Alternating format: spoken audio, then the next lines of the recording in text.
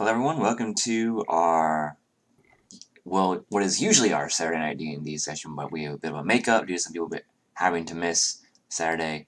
So this is not one time, but temporary Monday session where we follow the exploits of the Tribor branch of Acquisitions Incorporated, also known as Team Soteria. Even though they're they're headquartered in Tribor due to various happenstance, they have found themselves in the City of Splendors, Waterdeep, for an extended amount of time. But it looks like their time in that fair city is coming to an end. And to that note, would anyone like to do a more in-depth sort of recap of last week's session before we start proper? Can you hear me? Oh. Yep. Sorry, guys. You're just in time to recap your backstory. Oy vey. Recap? Is that what I'm doing right now? Sorry. Yes. Okay. Also, pick your spells. We had a long rest. Pick my spells. What's the context of recapping my backstory? Am I just recapping last session, or? Okay, recap the last section. So, sorry, I'm all frazzled right now. Last session we were in, oh my god, what's the town called? Daggerford. Daggerford. I remembered. And we had gone to the to the keep, the ducal castle, and spoken with them and gotten approval that we finished our job successfully. And then on the way back, we had gone to the wizard's tower because we knew that your book was stolen, and we also knew the gray-robed wizards were in town, and those are called the librarians. And we knew they paid a visit to the local wizard of Daggerford. So we went to pay him a visit as a group once I got back with Rashemi.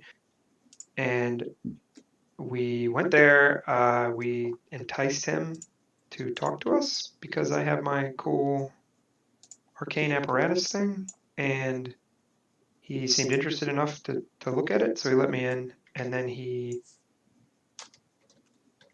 talked to me for a while, and I finally did a successful insight check and realized he might be lying.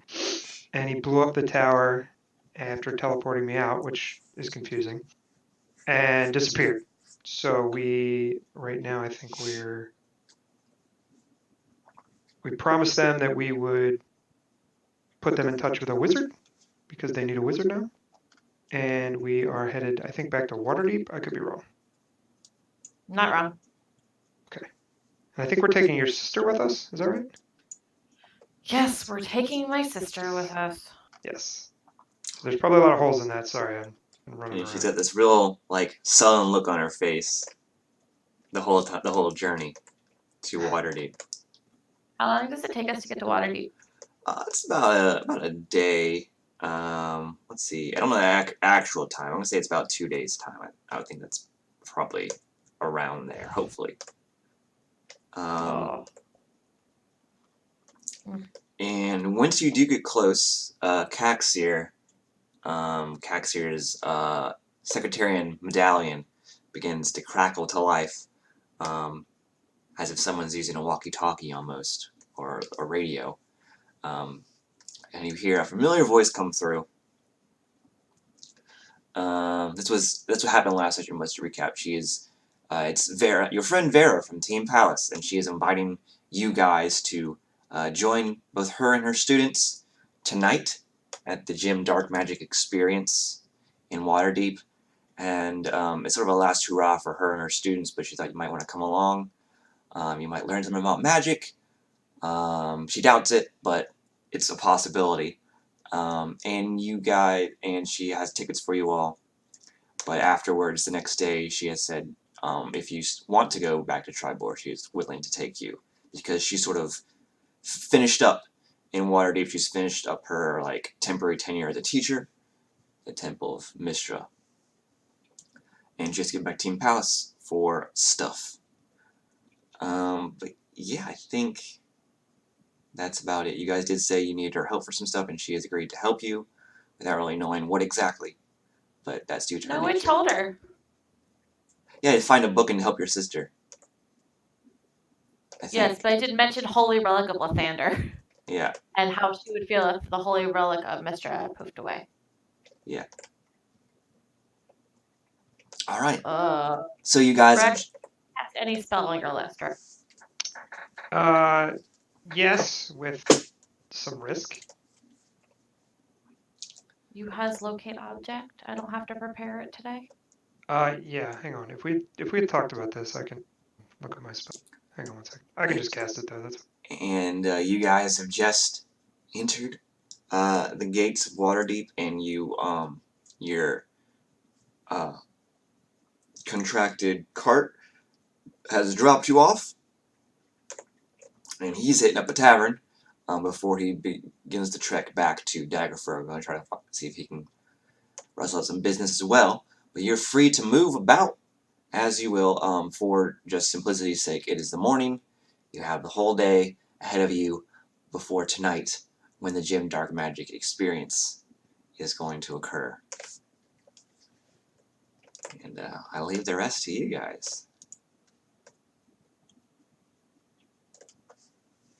I guess priority would be putting your sister somewhere. Is she invited to the Darkmagic experience? Can we ask her if she wants to go? No, she's not invited to the She would say, Magic along the experience. lines of, she would say, what the?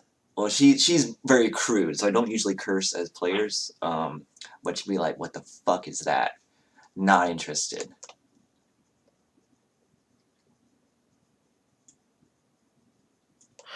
Like, I, the player, want to make an insight check, but because I just think it's funny. But at the same time, I know, like, she'll give. Well, then we should probably find some place to lock her up. Well, not lock her up. Put her. You said you had a friend here?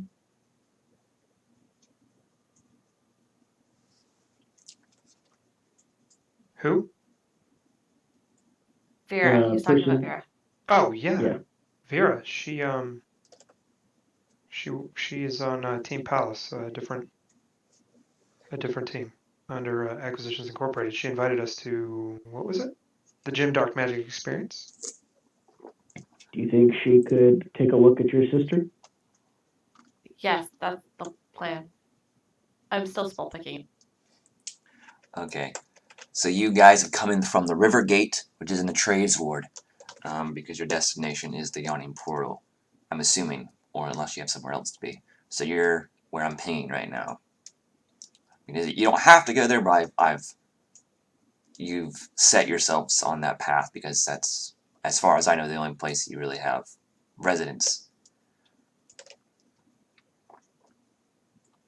But you don't have to go there. The whole Waterdeep is open to you.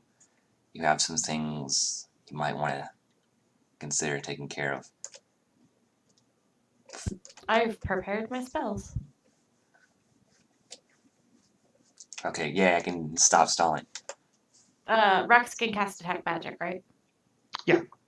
Okay, and Rex cannot cast a spell of magic. I can cast all of it. Okay, we're good. I I have might it. blow myself up, but I can do it.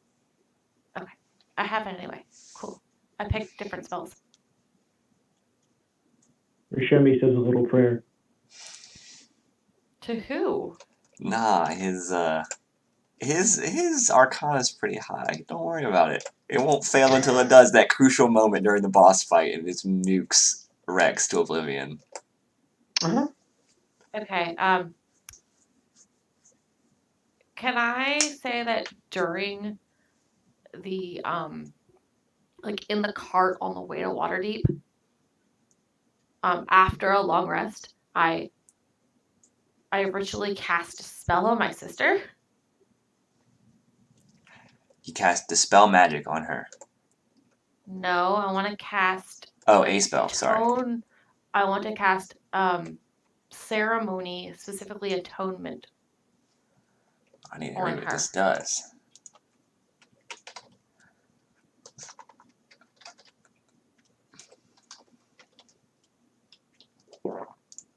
It'd be the first one.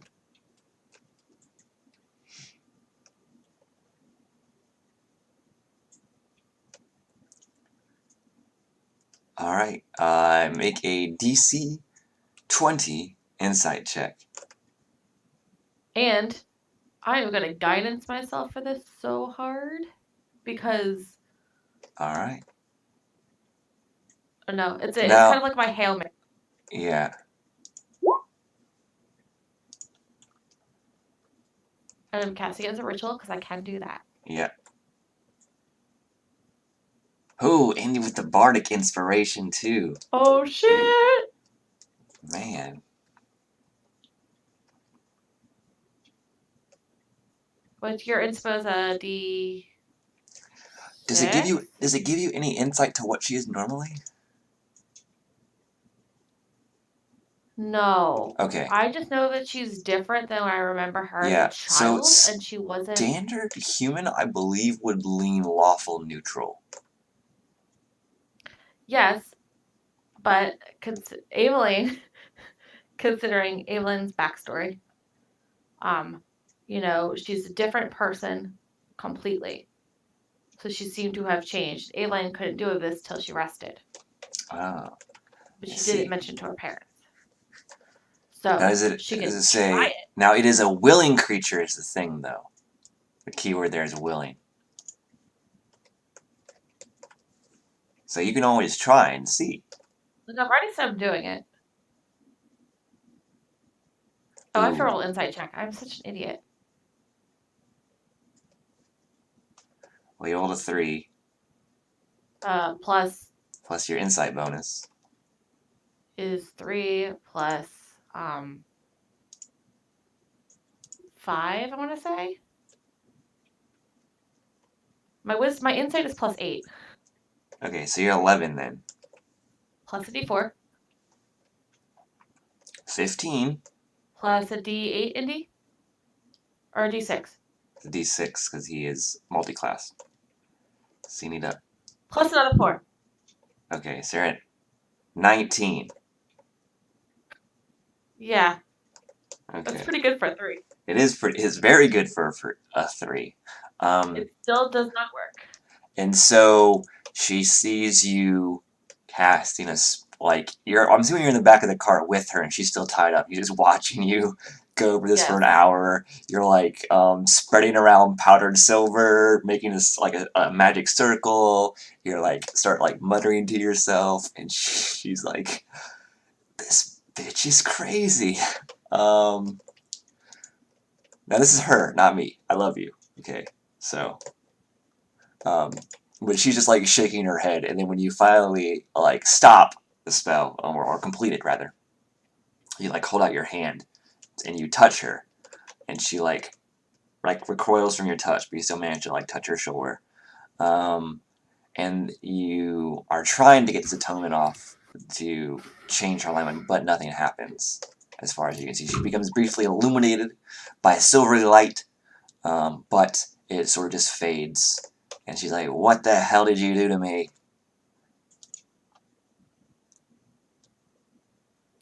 Apparently nothing. She doesn't know that. And she's like trying to get as far away from you as possible while still being restrained and in the back of this cart. So guess who is muted? This guy. It's okay, we figured it out. Hey, Yeah. buddy. But she's like Yeah, digging her heels into the back of made the. it. I mean, well, yeah, I'm assuming you're just while in the car. She's digging her heels into the back of the cart to like push herself away from you, Evelyn. I mean, I did okay. It wasn't perfect. Okay, it's still prepared. So, you can always try tomorrow. Okay, we are in Waterdeep, you said? Yes, but now you are in Waterdeep. You have just disembarked the cart. You are in the trade ward, specifically just outside, just in front of, just outside, depending on how you look at it, the river gate. So you're right now.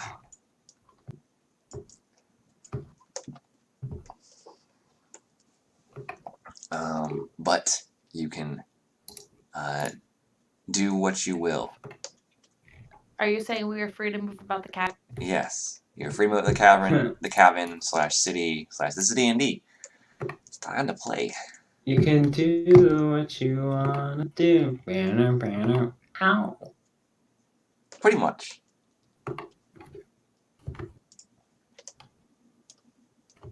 So tell me what you guys want to do. Rivergate, I ping it. Where's the Rivergate? Trade Ward. I missed it. It was so small. We don't need to check in with home office, do we? Screw those guys. What? We're not on official home office business. Okay. So But it might not be- Evelyn's sister is with us. Yeah, my sister is with us. I imagine that last session, Barrowcat just kind of stared daggers at her, not making her go anywhere the entire session. Does that make sense? Like 9 More Lives just stared at her and didn't let her move anywhere. Well, right now I'm gonna see what she does if I, take the dead gull out of the bag. The dead what? She has being a cat. She collects dead things and she puts them in her bag. I know. Yeah, What did you say seagull. about- Sorry, The seagull. Seagull, thank you. When did you get a seagull? the beach episode. Did you forget? Were you not there for the beach episode? No, thought you I were. was very there for the beach episode. I forgot about it. Yeah, she guiding bolted a fish and blew it up. Or sorry, incinerated it with holy light. I critted a guiding bolt. The fish had 1 health. Yeah, you incinerated it with holy fire. There was nothing left. It's not fire damage, it's radiant damage, and it was amazing. And you liked It was funny, but you were trying to catch them to eat, and Good goof. Listen, it's like killing. Okay, never mind. Never mind. all right. So you take this gull out of this bag, seagull. It is crisp now is one way to describe it. Unfortunately, there's not a lot That's of the air. worst way to describe a seagull. There's not a lot of air. It's crisp without being cooked. But there's not a lot of air in the bag, so there's no sort of bacteria or parasites. It's a desiccated corpse. Or no, I mean, yeah. So there's no. It's been decaying, but with like the lack of like flies and maggots and other sort of creatures that deal exclusively in dead things. To sort of wither it away, and so it's just sort of dried out in the bag over time. This is the worst. And it is, the stench is horrifying, and it is horrifying, and it doesn't exactly look like a gull anymore, just some sort of misshapen thing.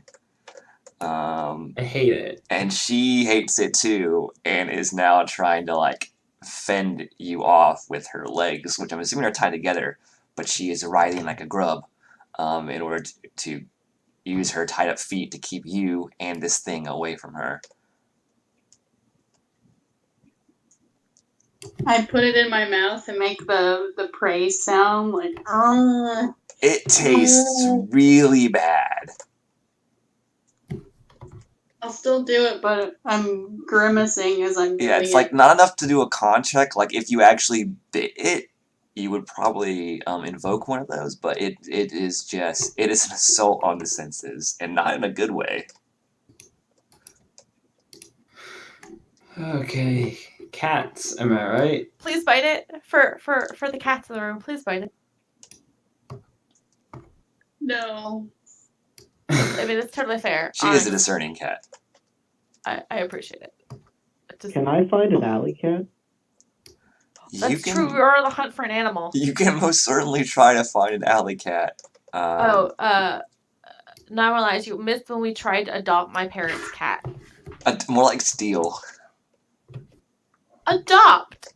You guys did what? may have That tried to bitch steal a lives cat. in a fucking palace. They tried to persuade tried this to cat adopt? who gets free food and fish like every day, who lives in a palace essentially, and has a giant man who's very large and warm that she can lay on all day long. And you're like, no, cat, please come with us instead. The cat was not amused. I can see why. We did roll high though. Yes, but once again, a cat is a discerning creature. Well, I'm gonna find an alley cat, one or two, and I'm gonna offer them the dead rat, and I'll say a little prayer while I'm there, and then leave it to them. All right, because you're not trying to interact with these cats more fully, you are able to track down cats and well, they pay attention to the rat, but they are wary of you. But once you leave, they are upon it, and you can hear the carnage behind you. Oh God, the carnage! Look what you've Okay. done. Evelyn, would Are any of them let's go see singing? Vera. Are any of them what? Nothing. I got that. That was good. I missed it. I'm sorry. It's funnier that you missed it. Okay, so you guys are River Street right now.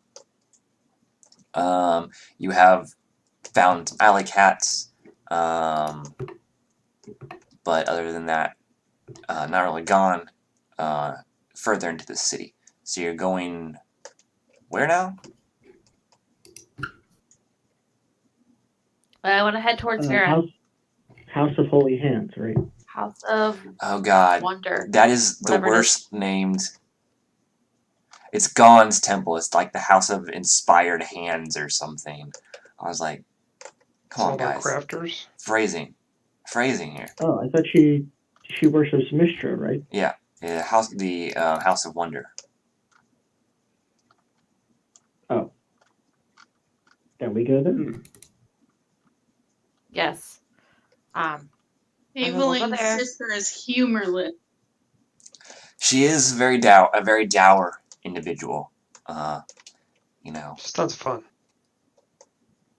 Just It's call just her like that it is. fun She takes involves after my some mother. murdering. She's gonna stick up her ass. Oof. That must hurt. So you are going, I'm assuming, just the normal way to the most obvious way to the House of Wonder. So River Street, High Road, and then going probably west on Vondel Street, or Del Zorin, or whatever are these other streets names that no one cares to know. If I really. recall correctly, we did tell her that we were coming to see her. Yeah. Well, I don't know if you did or not, but you actually see her walking on the high road toward you. Oh. And she's sort of like humming to herself, and she's reading, and not really paying attention to the street in What front is of she her. reading? You guys don't know. It's a book. But it's not her spell book. It just appears to be a normal book. How far is she from us?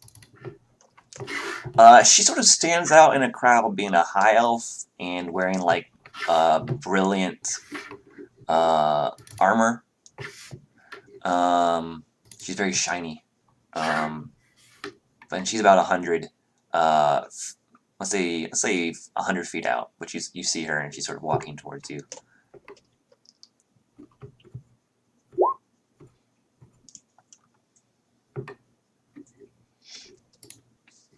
I guess we keep walking that way towards her.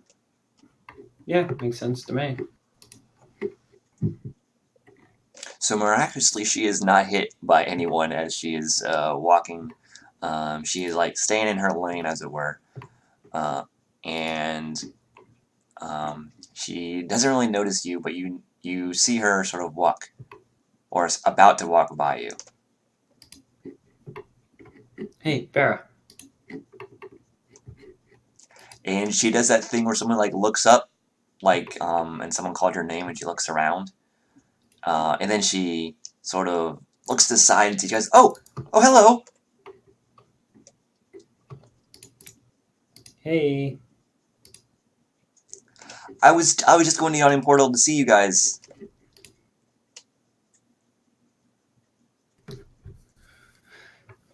Oh, we have an opportunity. If you'd like to come with us. Yes, I was supposed to help you guys with something. Yep.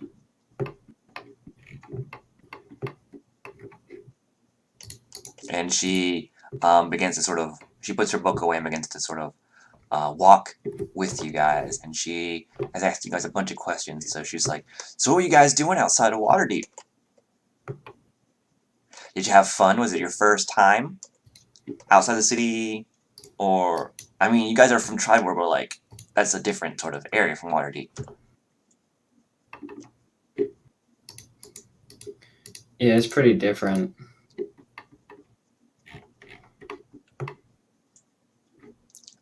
Do you see anything, what would you say? Do you see anything interesting? Or go anyplace interesting? Read anything interesting? Eat anything interesting?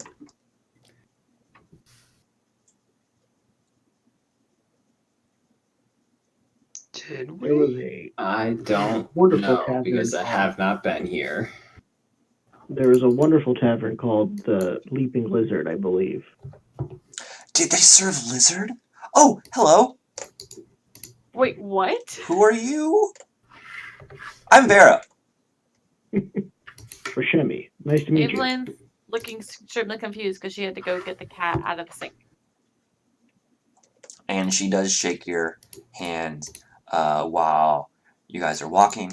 So I got a notification about Freya leaving, and you are the newest member of Team Soteria, then.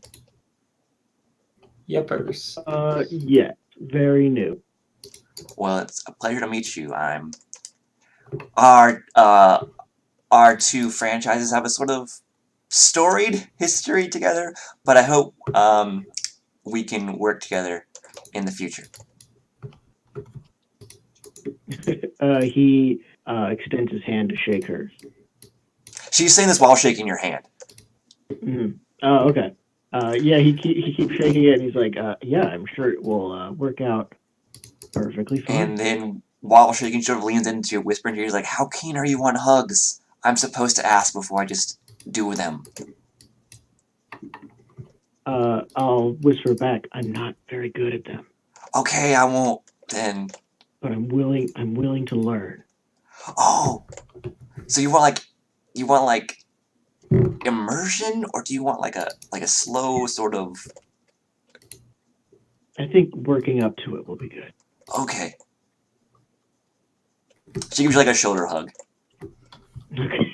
Yeah, he sort of gives her like a really awkward smile and says, "This is nice. This is good."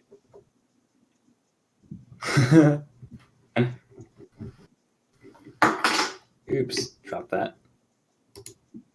And you guys finish up this conversation, these introductions.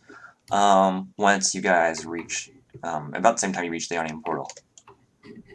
And no, she would also notice your sister too, who's sullenly traveling behind you, probably probably in the figured middle of she your was, group like, too. in the middle of the group.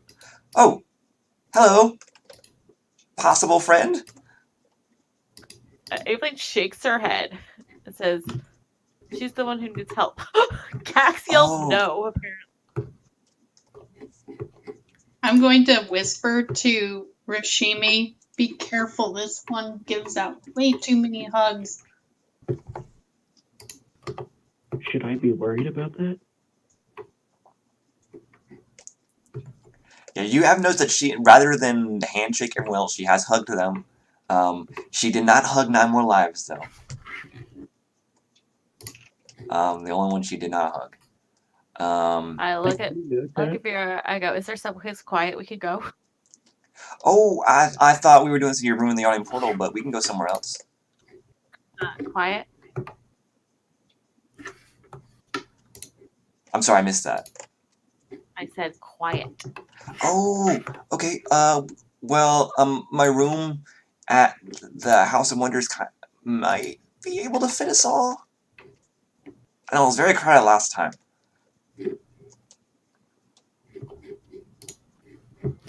Yeah, it might not be a great fit. Okay, I guess the yachting portal would theoretically work. Your room might not be a good fit. I don't think we have rooms at the yachting portal anymore anyway. I'm sure you guys could have put them like a "we're staying for this long" sort of thing, like you pay in advance for the week or something, so they keep it for you, and then they Maybe they prorate could it. do And they that. prorate if you check out early or something like that. I don't know how inns do. But anyway, you guys. Taxier says that we could go to the docks or the beach or something where we could see if we were being overheard.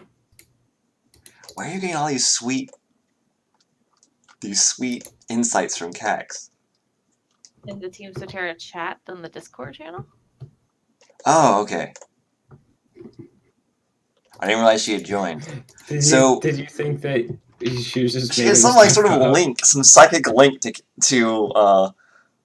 Cax here, and I was like, how does that work? Because for some reason my Discord only makes the chime when the first person joins the server with me, the voice channel. Every other person joins with no notification whatsoever. So it's just weird. Cax is typing and listening. All right. And you guys are going. She's up for wherever you guys want to go. She was going to the Yawning Portal because that's like, as fleeting as it is, a place that you can sort of call your own in Waterdeep for the time being. But you can go. Yawning Portal has a lot of movement, a lot of sound. That could cover a conversation.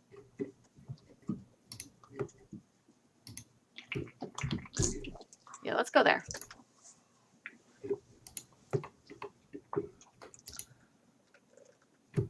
Alright, you guys enter the Yawning Portal. You see its familiar interior, 3 stories tall, and there's a number of unruly individuals.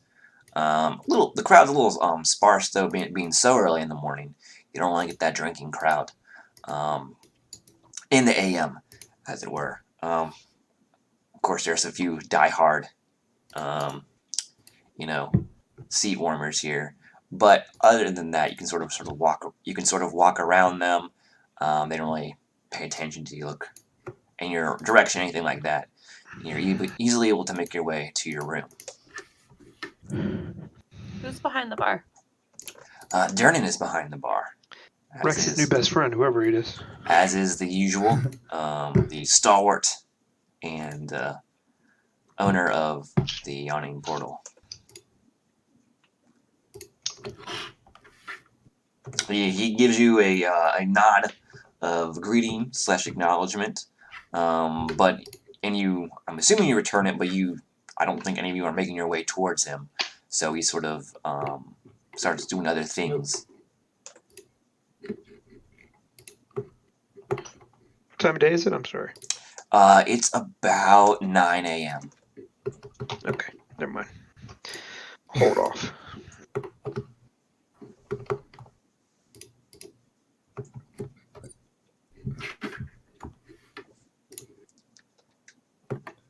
Whew. 9 a.m. is a bit too early to drink, even in fantasy world. And you guys just go into... Oh, go ahead. Yeah, we go to the room. And you guys all get into your room. Your room is much more spacious than Vera's, as it is designed to hold a number of people. And you can all there's enough seating spaces, like corners of beds, chairs, what have you, for you all to sit if you so choose. But Vera does ask you once the door is closed. She says, okay, so what am I supposed to be doing exactly? You kind of vague, like you're supposed to help you find something and like help someone.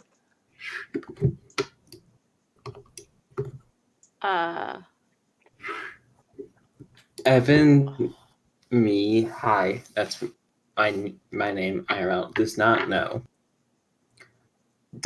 Indy would probably know though, because he's been traveling with the group. Cax wants to make a quick check to see if there's any way to listen. I'll listen into the. Oh, yeah. So these, yeah, as a rogue, you just make an investigation check. It's a real low DC. It's not anything special, but investigation or perception would also work.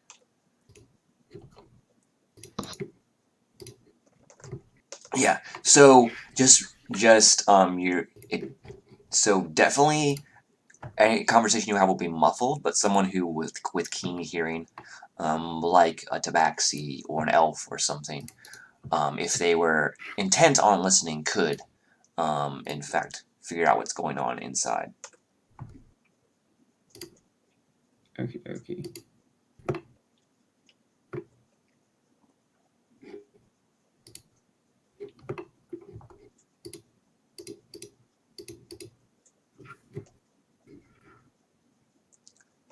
And to Indy's point, the holy text of Lathander was stolen, the Light of the Morning, which is a sort of holy scripture that is responsible for a lot of the pilgrims, the faithful of Lathander, making a pilgrimage to Daggerford. There's sort of a festival every year where they take the book out from their vault and they read a few passages from it, and everyone is inspired by the Light of Lathander, and then they put the book away. Okay. And Relationship. they're also trying to see if she can do anything with Valora.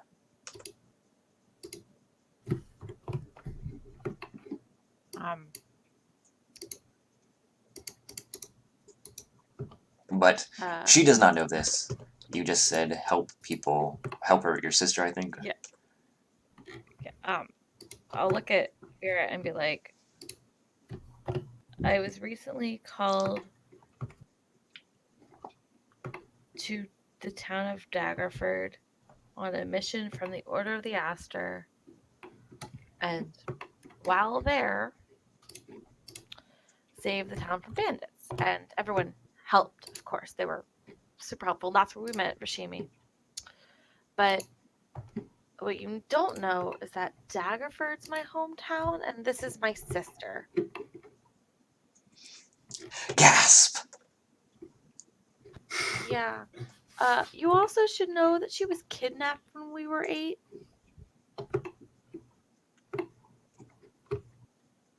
And that Daggerford was being attacked by the bandits, and she's their leader, and she doesn't know her real name anymore, and her personality is completely different, and my parents couldn't figure it out either, and they're higher level clerics than I am. And I just figured I rolled a check and a medicine, and I looked into it, and it said it was magic-y, and so I figured you're the only other magic-y person I know right now besides Rex, and Rex didn't know what to do either. Hey, I'm here, you know.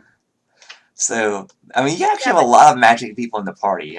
You have Indy, you have 9 More Lives. We do.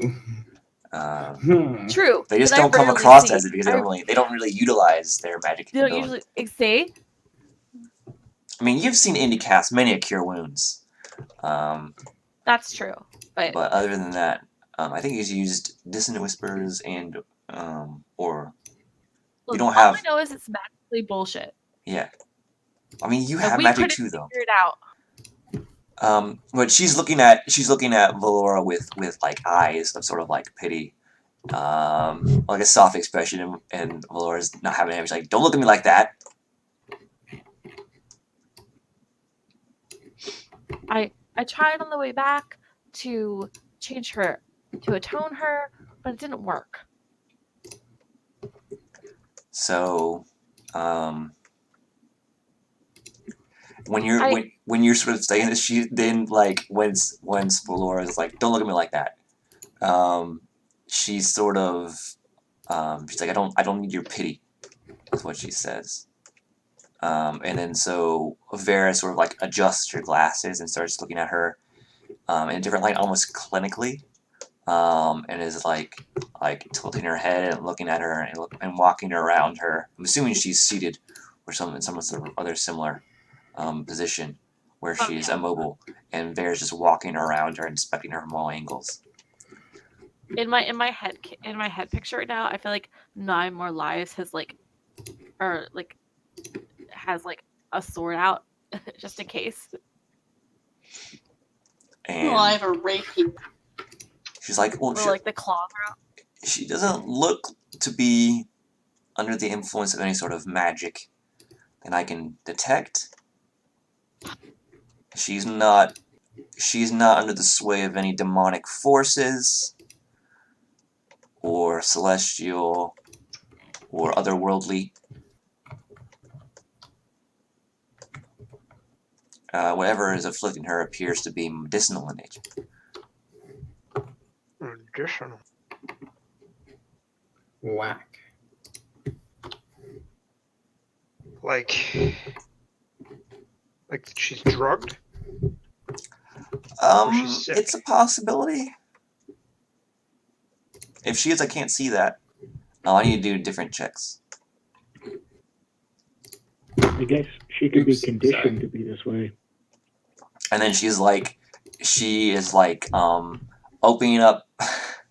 So it's like how the doctors will open up a person's eyes and shine a light on them. Except she's doing this, but Val is not cooperative or unconscious, and so she's fighting her.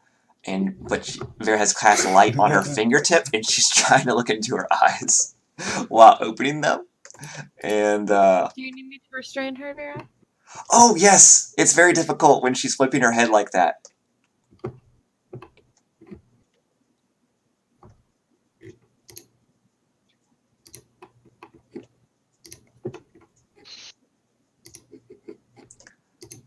Yeah, you can try and knock her out if you want.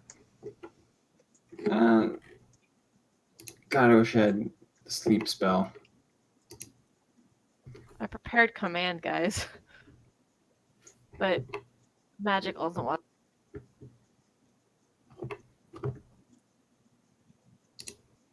This is an attack roll. I mean, it's just to see if you actually. I mean, she's seated, so it's a 10. She's seated. She's restrained. Yeah. It's a 10, and you have advantage on the roll. So I mean, I'm not gonna waste another bardic inspiration on you. It wasn't erased, Indy. it was very So, close. If she had I rolled, misspoke. if she had, yeah, yep, it's your normal Rolled a attack. I rolled 4. higher. If she had not rolled a 3, okay, yeah. So you just bonk her, like on the head, Bunk. the back of the head, and she. Oh well, I suppose that does work. Thank you, Kaxir. And she's like, looking at her eyes now, like, checking her breathing, looking at like her gums for discoloration, checking her pulse, looking at her like extremities, like her nails and stuff. See if everything's there. See if there's anything like any like obvious marks or like intrusions in the body, like cuts or scrapes or anything like that, bruises. She says, well, she's not showing any signs of being poisoned. No discoloration anywhere that I can see. She's breathing normally. She has no obvious puncture wounds. Just a couple of bruises, I'm assuming, that she acquired when you apprehended her. But other than that, I don't really see any. She doesn't appear to be exhibiting the signs of one being poisoned or whose mind is altered using a natural substance.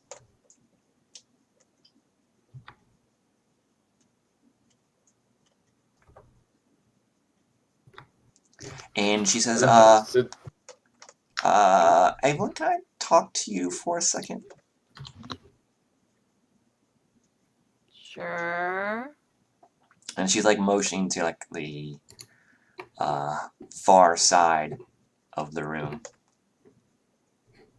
Okay.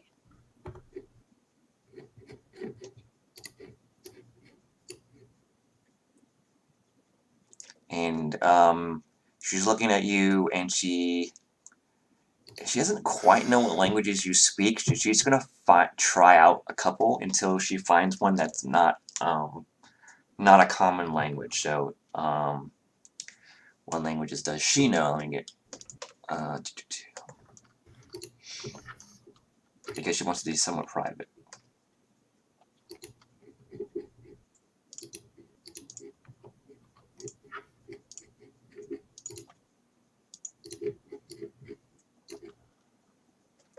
All right, so she says something in Draconic. Evelyn has no idea what she said. Okay, then she says something in Primordial, No idea. and then when she knows that Frey is no longer here. She says something in Sylvan, Nope. Celestial, Nope. Dwarvish, Nope. Elvish. Nope. What languages do you know? You know Common and Halfling, right? Common, halfling, and undercommon. Why do you The know mostly useless. Like the Because least someone has to know known / used languages. The order required a weird language. And she like is like sighing when she goes through this, and you can't talk, or she's talking, you don't understand her, like just giving her a quizzical look, and so she sighs, but it's like very brief because she's trying to be polite and not like she's not trying to make fun of you or showcase her knowledge. She's trying to be discreet, and so she sort of taps the side of her head. It says, and she says, "Evelyn, can you hear me?" Can I hear her? Yes, she is speaking to you mentally. That's weird. Oh, is this your first time using a spell that allows you to communicate? Like, you have sending, right? Sending is different than someone sitting in front of me. Okay, yes, I suppose it is. Anyway, I just wanted to give us a little bit of privacy. Is there anything you wanted to sort of... It's a spell, it's effort, is why. Is there anything you want to tell me more about your sister? I mean, I'm trying to help her, but I don't really have a lot to work on. We were 8. We were kidnapped. She was kidnapped by bandits because I wasn't fast enough to stop her, and then she was the one who was leading the bandit attacks, and she wasn't herself, and she called herself Val, and it was weird. And it was either put her to death immediately, or I revealed her, and she doesn't understand why she's doing it. She didn't have good answers, and I did all the things I could do, and so I brought her to you. So, like, you hear visibly, like, send to you, like he's thinking. Like, I did all the She things I could says, do. well, she doesn't appear to be under the influence of anything magical or mundane. So this might entirely be something she's constructed for herself, in her own mind, who she is now. I'll tell Vera that the only thing I didn't try is to remove a curse, but Well, she's not cursed. I'd have to. I would have seen if she was. I tried to create a curse.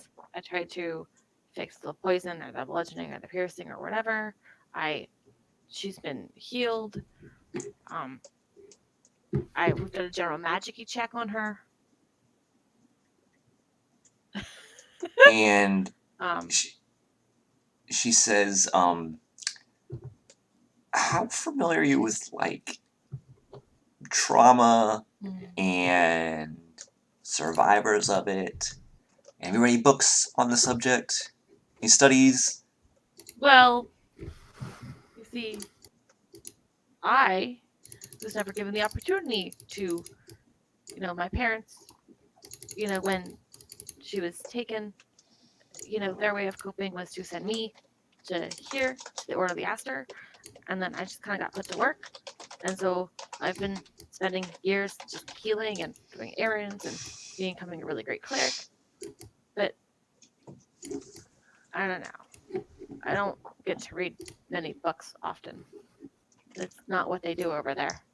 It's a lot of fight and heal and fight and heal. Well, she says, well, the brain has a robust way of dealing with trauma, particularly when they're young. When someone is young, there's a number of ways they can cope, but I think what your sister has done is constructed a false narrative for herself. That sort of explains how she came to be a bandit without having to relive or remember the experiences of being kidnapped and probably abused. This is when I tell Vera that she kidnapped a child. And she says, she like pauses and she's like taking that and she's like,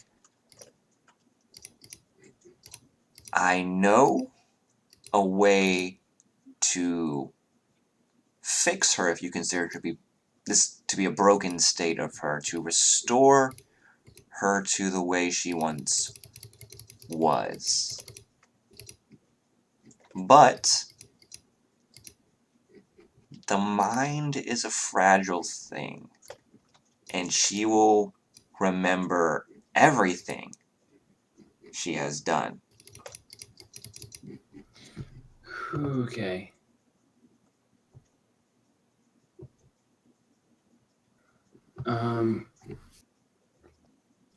She says, is that something That's no you would fun. want to pursue?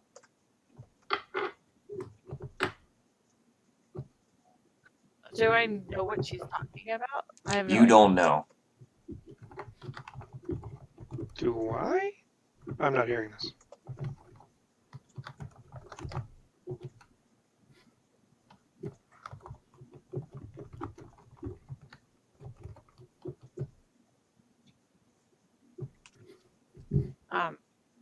I don't like Evelyn wants her sister to know who she is because she thinks she can be rehabilitated, but if she can't, like she's willing to accept that and have her face the consequences. Yeah, she says she will remember who she is, but my worry is that how she will cope with everything she's done after she has constructed this false narrative, and reconciling that with her past self might break her mentally.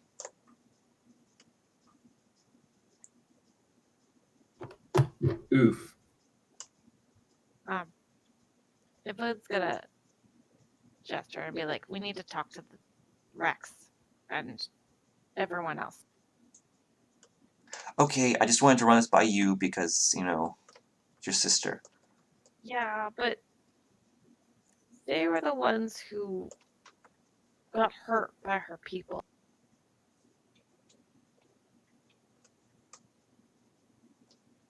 Okay, and then you feel like Vera's presence retreat from your mind. I feel like Evelyn would have like pointed to Rex and pointed her head and pointed to Vera at some point.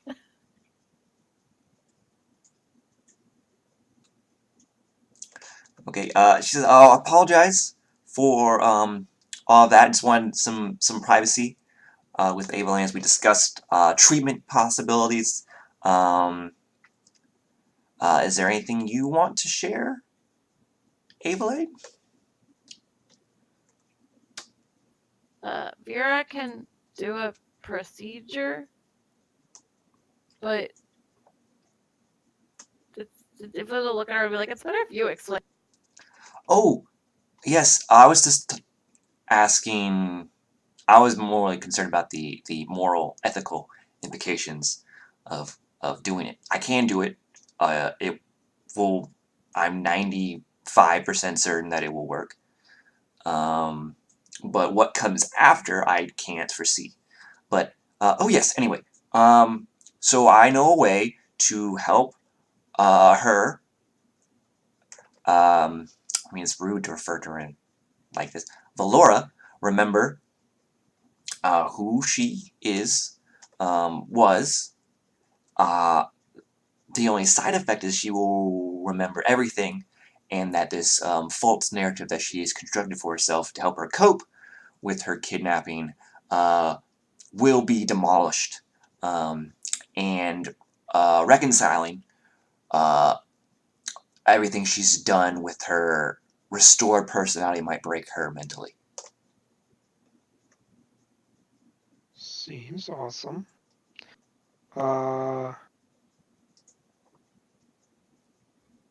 Is there a That way? sounds problematic. I mean, it's not guaranteed. It depends on how strong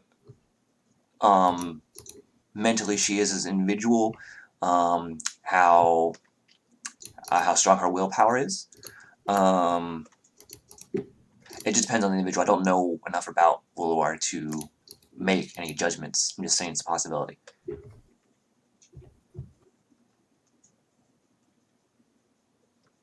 We could run it by her.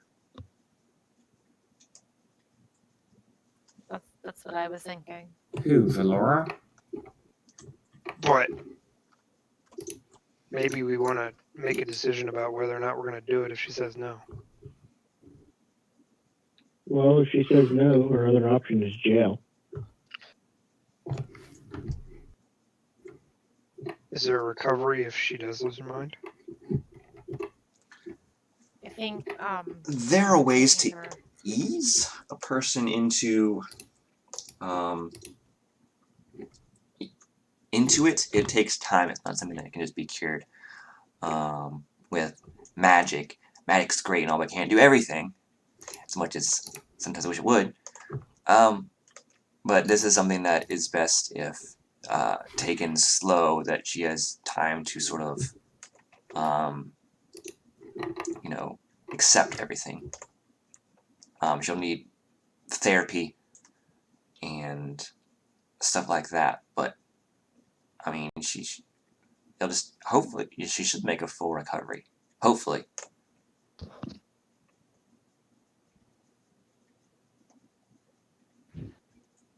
Do I know if she has any if Laura has any magic-y abilities?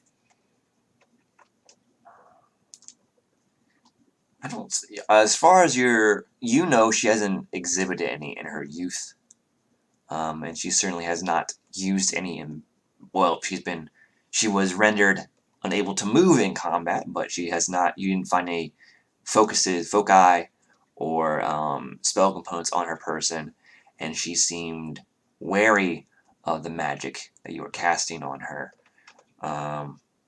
So, you think that's probably persisted into her adult life.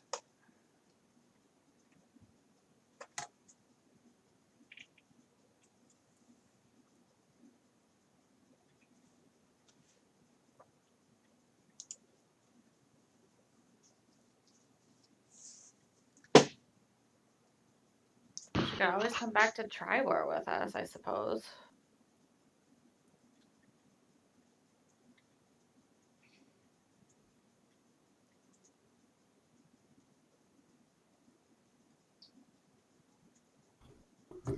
I suppose she could, but I'd be worried about people potentially finding out what she did and judging her for it. Well, I mean, I already judged her for it. Is there a way? I mean, this is at its root. This is Eveline's decision. It's her sister. But is there a way, I don't know. I was wondering if we could compartmentalize it. I think at its root, it's Valora's decision. Well, yeah, but as far as the group is concerned, we're not going to do anything without your permission. At least I'm not. Lathander believes that in rehabilitation and healing, I mean, Evelyn knows that she could send her to the order, and maybe that could recuperate that way. But she's afraid that the order is going to be too. They're gonna throw the book at her. Not necessarily. Yeah, but at the same, like, too hard of a rehab, if that makes sense. Mm. She could just send her to the Temple of Thander, put them in her employ, but I don't know if she wants to be, like, after, even sensitive of what she's gone through, and if she's not, has no promise of magic necessarily, that Aileen knows of. Yeah. I mean, You know, that's not to say she can't use it. wizards learn their magic through study. It's not an innate spark like a sorcerer. she thinks Maybe she Lathander might have can magical help, aptitude. She just never had the opportunity to explore it. but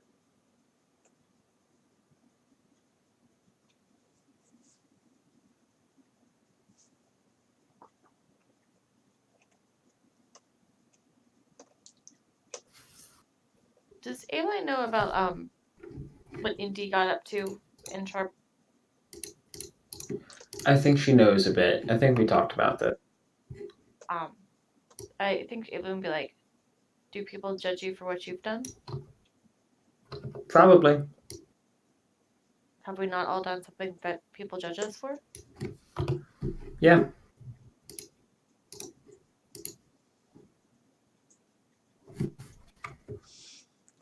There is something very nice inside the box. So you time gated it. Hey,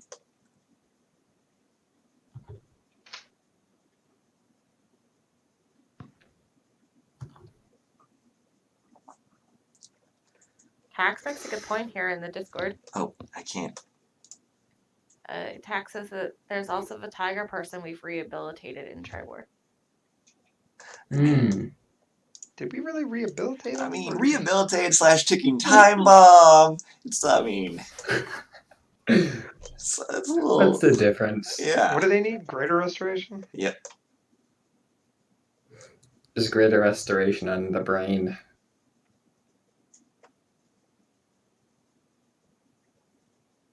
What's that? Oh, Brainer restoration. Go to yikes. word jail. Yeah. I'm glad someone Yeah. else said it before I could. I Yeah. am casting Amy's emote, word jail. But Vera's just saying quietly off to the side, just letting you guys discuss amongst Accept yourself. it.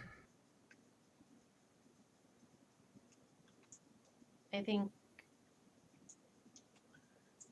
if given the option of rehabilitation or death or jail, I mean, that we did tell my parents that, we told Gerard and Emmeline that, we do our best, but she needs to pay for her crimes committed.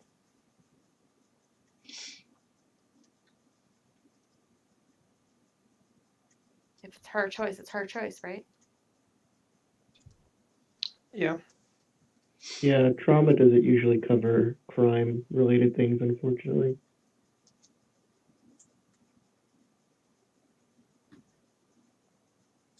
Okay. I wake for Laura. What is that? What? Oh, it's you. God, that face. Is there a mirror? Oh, so your appearance is just slightly off, and you're like, even identical twins have things that are different about them. And there's also, like, people have, like, lookalikes in the world that aren't twins. They just look very similar to them. But, yes, Evelyn wants to hold up a mirror to her face and be like, you mean your face? you don't have, no. But that's I'm one of a kind. Evelyn just looks at her party. You have an option. You can either confront your past and your trauma,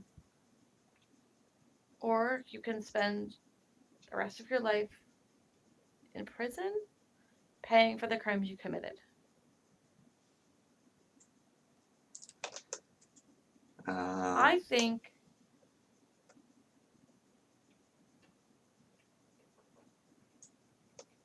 that whatever you choose is a choice. She says, I'm not sure what you mean by this trauma, but if it's a choice between that or going to jail for the rest of my life or being executed, I suppose I'll choose the first one. Ayla's going to motion to Rex and have her prepare a document.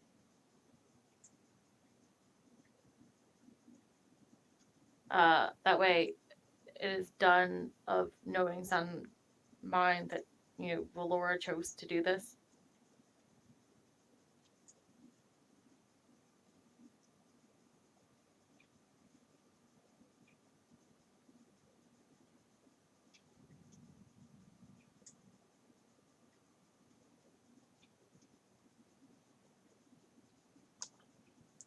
Oh. Yeah, I mean, she can't really sign, bound as she is. I mean, she can,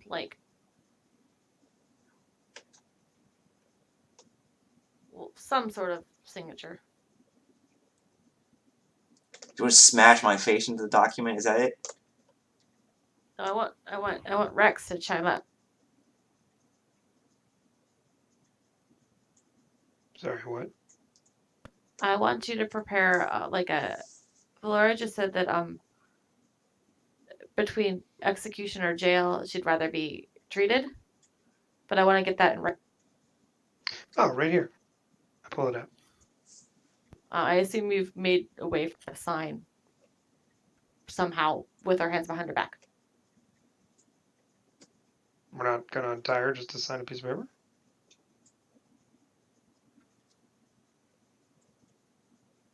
I guess you could.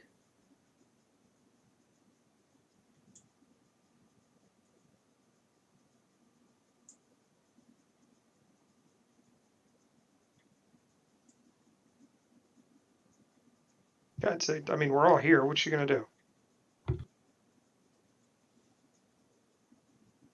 That's true.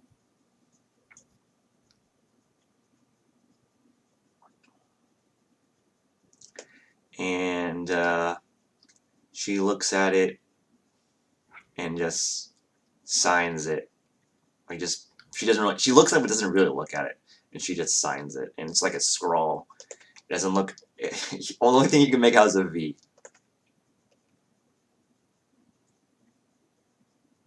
What hand did she write with?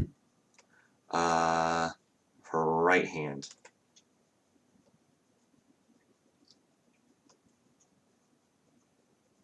Okay. It'll be like, I'll just turn to Vera. She's made a decision. Okay.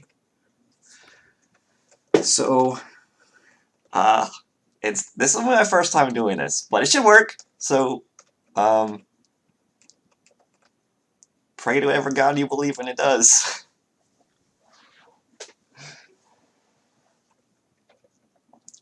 And she opens up her spell book with one hand, and the pages just begin to flip of their own accord to a certain spot.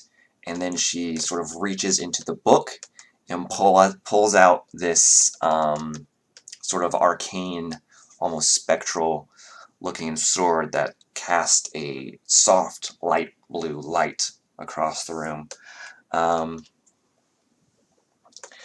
And then she's holding in her hand, and she's looking at all of you and says, okay, so here's where it's going to get weird.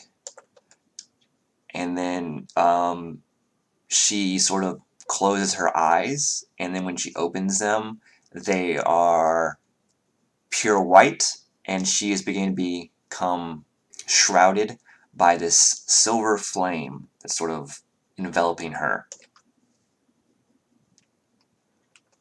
And she's walking towards Valora, who's like trying to back away. She's like, what the fuck?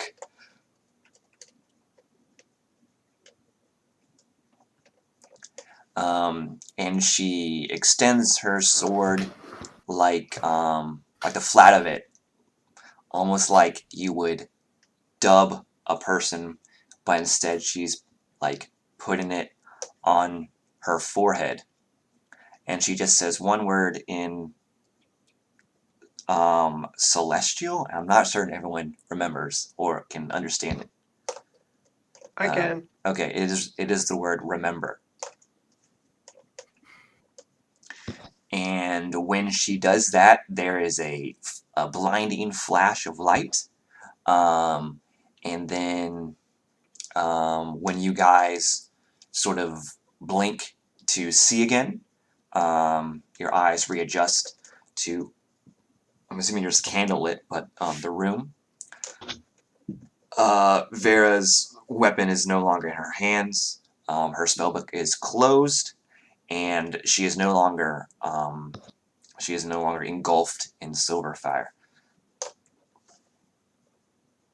Rashemi looks a little shaken, and he sort of whispers the word Hathrin. You whisper what? The word Hathrin. And then he just sort of calms down when he sees you guys are fine. Does everyone hear that? Probably. He sort of whispers it like almost as an exhalation.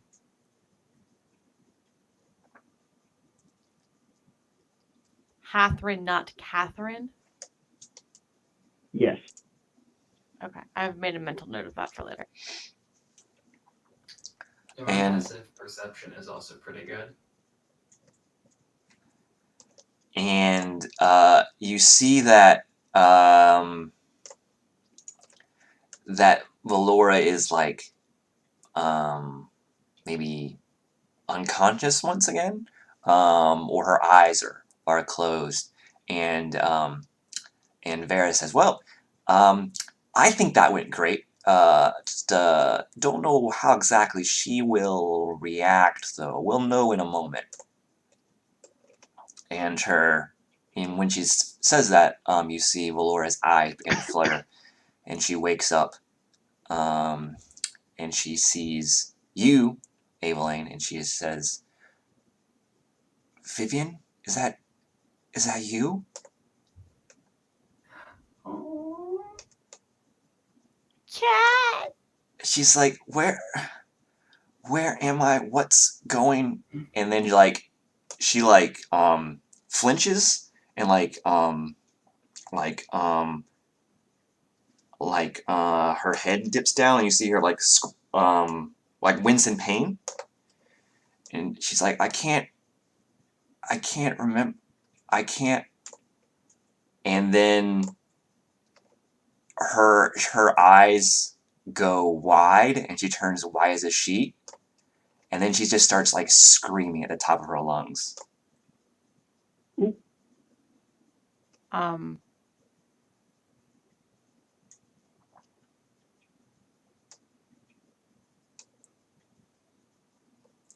And it's like a scream like laced with like pain and sorrow and regret. And you see like she's crying while doing this. And Vera's like, calm down, calm down, calm down. And she's like pressing her holy symbol on Valora's forehead. And then her eye, she stops screaming when she does that. And she sort of goes into this like super chill state. Do I recognize what she cast? She casts calm emotions. Yeah, that's good. I didn't prepare that.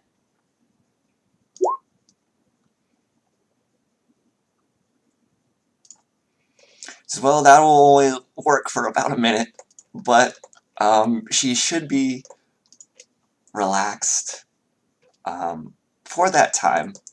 To be fair, I never answer with my name. I got distracted by the cat in the background. Hmm.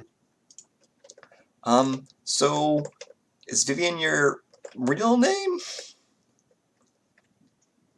Yes. Oh, well, it looks like then that I was successful. Yay! It's like very hollow, like lackluster. Yay!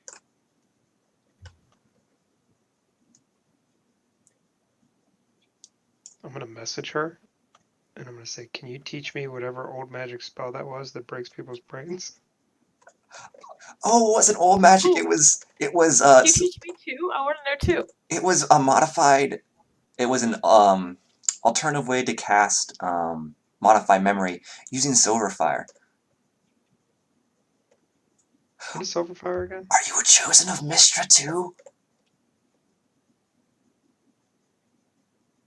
I wish. Oh no, wait. You worship Denier. Right. Well, maybe one day you can learn how to do that. Great. I look at Vera. Is that something I could learn one day? I don't want to say no, because all things are possible with Mistress Might and Benevolent Grace, but you do worship Lathander, and he's sort of a more, like, not that. He's a lot Healy. Rashemi seems to have like a lot more respect for this person. All of a sudden, he sort of bows to her and says, "I did not realize exactly how close to the goddess you were. That's amazing."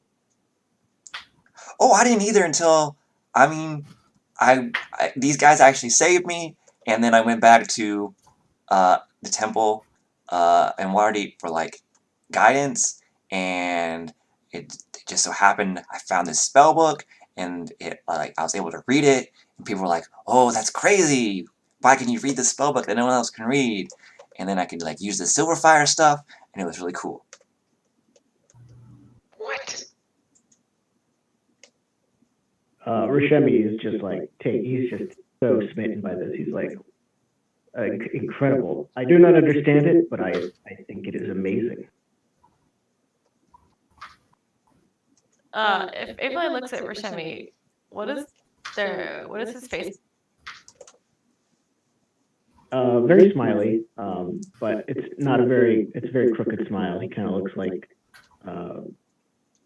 he's just like super interested and curious.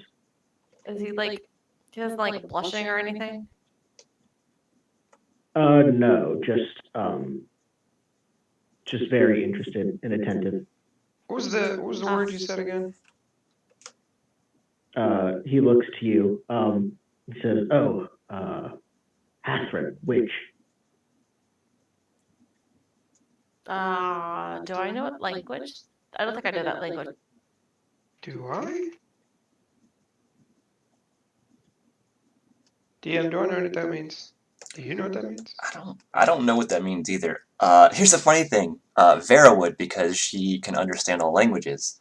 But I mean, if I had the amount of time, I could understand all languages. she has a magic item that lets her do it. But yeah.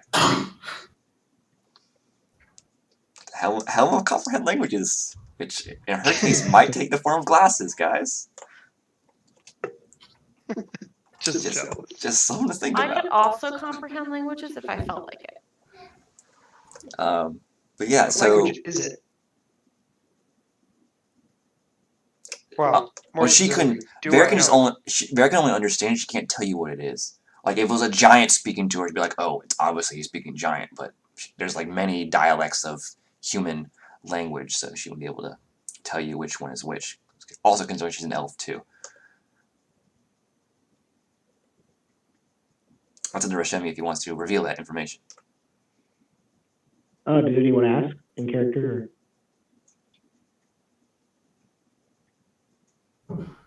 I'm just asking if it's any of the languages I know, because then I would already have some information. I mean, it's just Rashemi. I mean, even Mainly under I was common, gonna there's ask- dialects of common. Like under primordial, there's Yeah. like Aquan, Ignan, like there's dialects of it.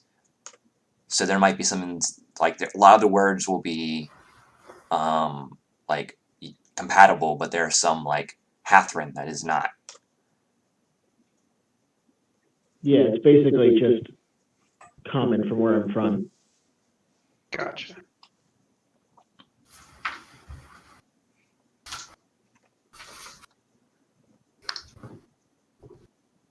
Does anyone need a drink?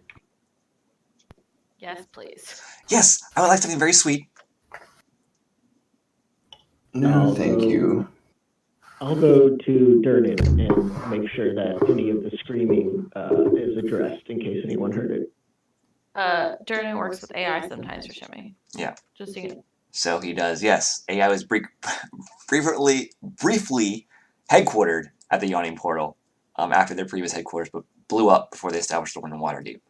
And so as you approach him, he gives you a raised eyebrow and says, "Everything all right up there?" Rashemi will be, oh, yes, just, how adventurers could be. No need, there's no blood to clean up or anything, I promise. I'm just down here to get some ales. Ah, well, appreciate that. I know how you hacking people are. Nothing under the table, I promise. And he takes your order and brings it out to you. All right, I'll take, I guess like a tray or something. Bring up 4 or 5 ales for everyone. And so, when you return, Vera cannot keep on casting calm emotions. Funny enough, so she has caused Valora to sleep instead. I was gonna give her a beer.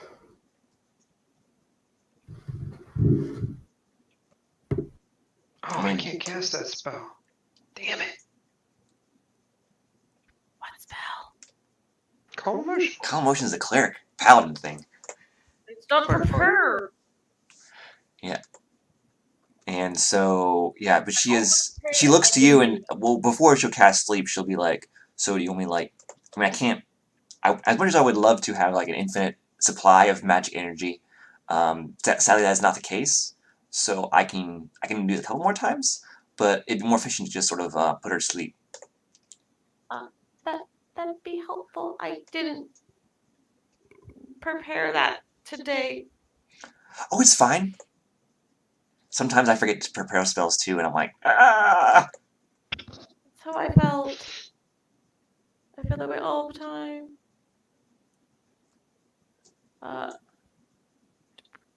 Yeah. Are you excited?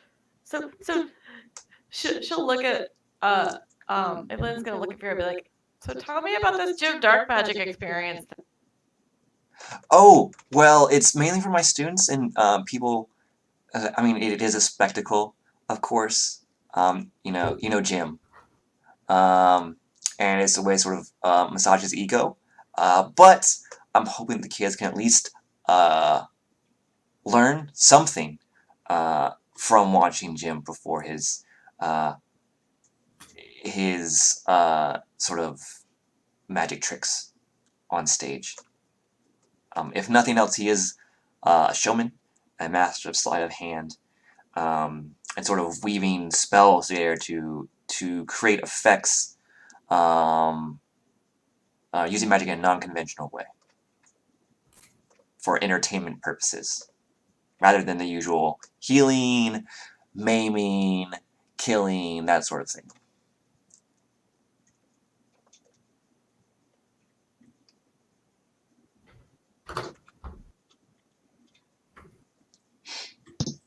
And I'm assuming around this time Rashemi's come back with the drinks.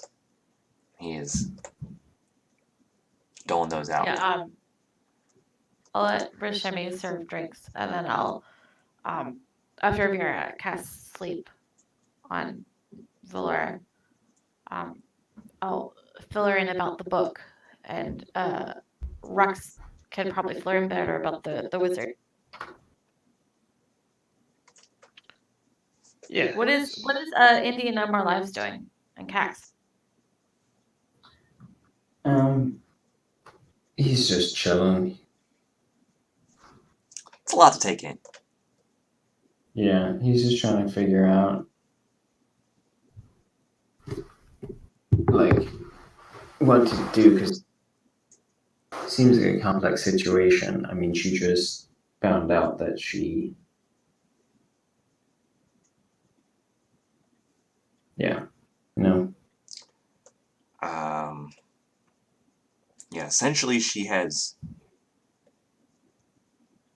Well, I don't want to spoil it, but yeah, so it's. Needless to say, there's some traumatic experiences there she's gonna have to work through. Yep. 9 More Lives is just nursing her ears after all the skull-splitting scream.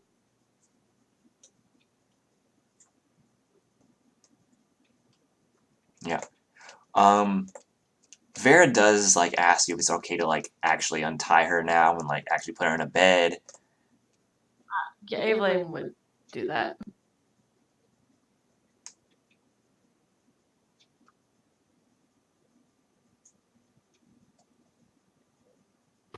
Cax, you okay? Like, you want to talk about it?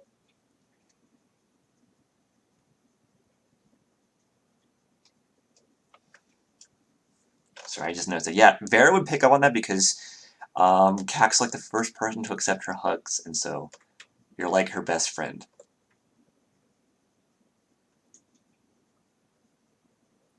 Just everyone can see this, right, Cax?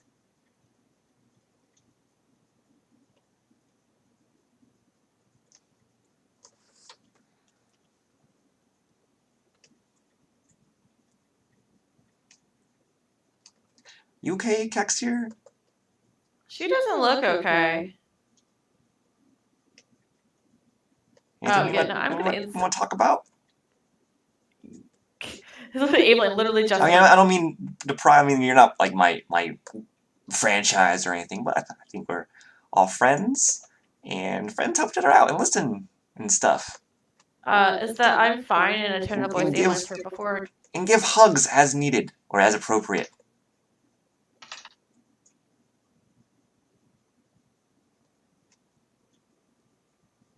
In Arissa's voice, do you need a hug?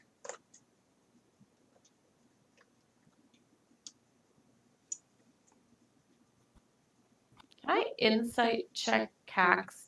Because I'm not believing her. I'm fine. It's like a teenager. I'm fine, Mom. Yeah. I'm fine. Like, Evelyn knows how she's feeling after all of this right now.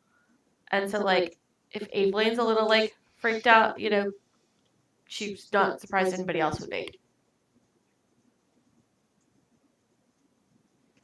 I mean, that makes a lot of sense. I mean, most people don't notice it unless you try to do the other effects of the spell. So it's up to you, the moral, ethical sort of thing, what you believe. Thought it might be useful for this Cax thing, but also to dip into the sister's head and see what she got going on. I rolled an 18, Cax. I'm not gonna do it.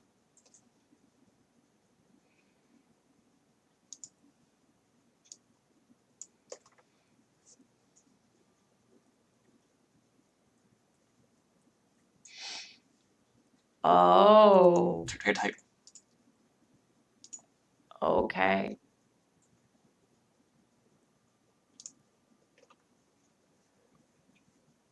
Does it have to do with Mom?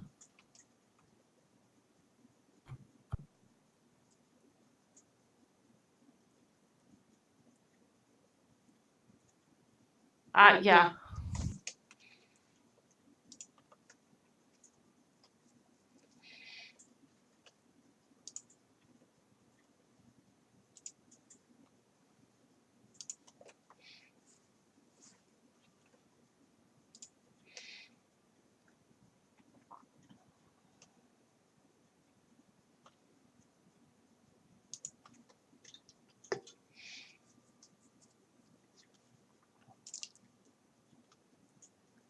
Well, if you don't want to talk about it, I'm not going to pry or anything. Just if you ever do want to talk about with someone who's not in your party, I mean, we can always talk with this. And she, like, holds out the secretarian, like, medallion.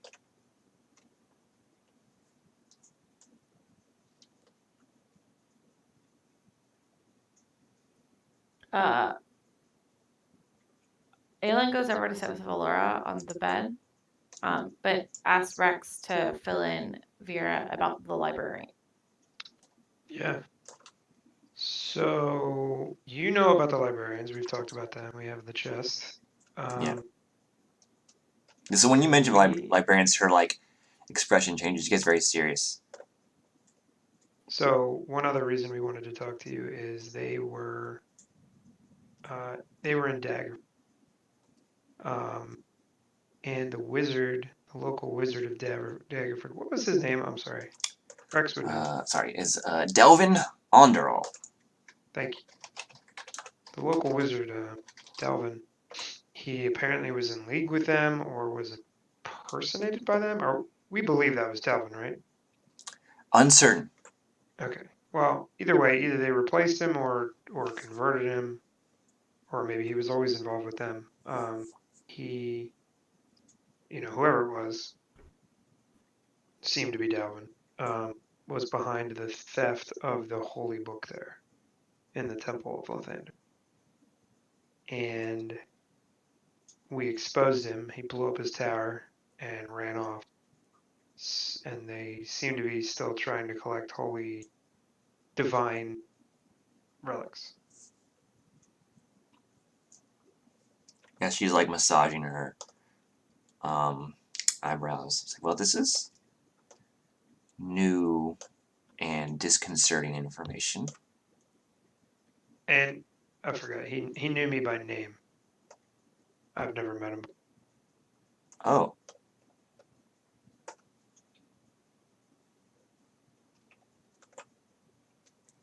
She's thinking.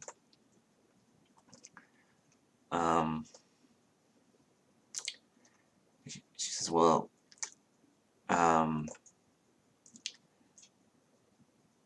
have any of them, have you talked to any of them before? Maybe you didn't recognize? Maybe in your days when you were, as a scribe in the Font of Knowledge? It's possible, but I mean, how long? He must have been entrenched in Daggerford for a long time.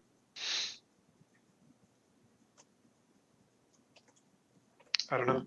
Yeah, she's thinking, like, well, you can't really, if they're looking for the metatext and they've narrowed it down to, or they're focusing on other holy texts of other gods, that could be a big problem. Yeah. And she says, but you want me to find this one for you? Is this something you can do? Oh, yes. Sure. Yes. Evelyn will, from the bed, will be like, I tried finding the book. I just need you to describe it to me. Or picture.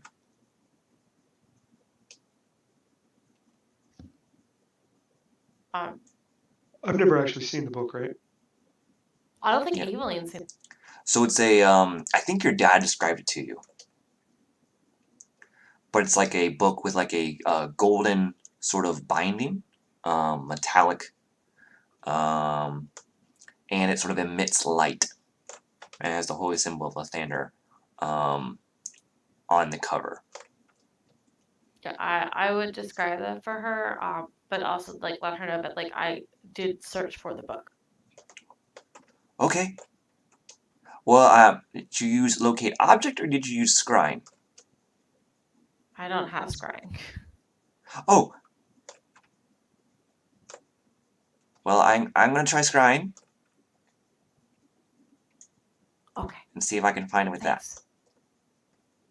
Vera, have I said you're awesome? No, you're the first one to actually say that. But thank you. You're awesome too. I try. You're just like better than me, and I will get there one day. Don't worry. I mean, and she like leans in close to you, and she's like, the book does a lot of the work, but don't tell anyone. I won't. Did I hear that? I don't know. Give me a perception check. Come I mean, on, I got a Rex has 21 passive. Sure, you Crazy hear it. passive perception. You hear it then. Yes. I knew it! Just kidding. Okay. Okay, so here goes. And she's like psyching herself up. And you see like she's doing like little short hops, and she's like closing her eyes and she's breathing. I'm gonna cast. Let me make sure I can.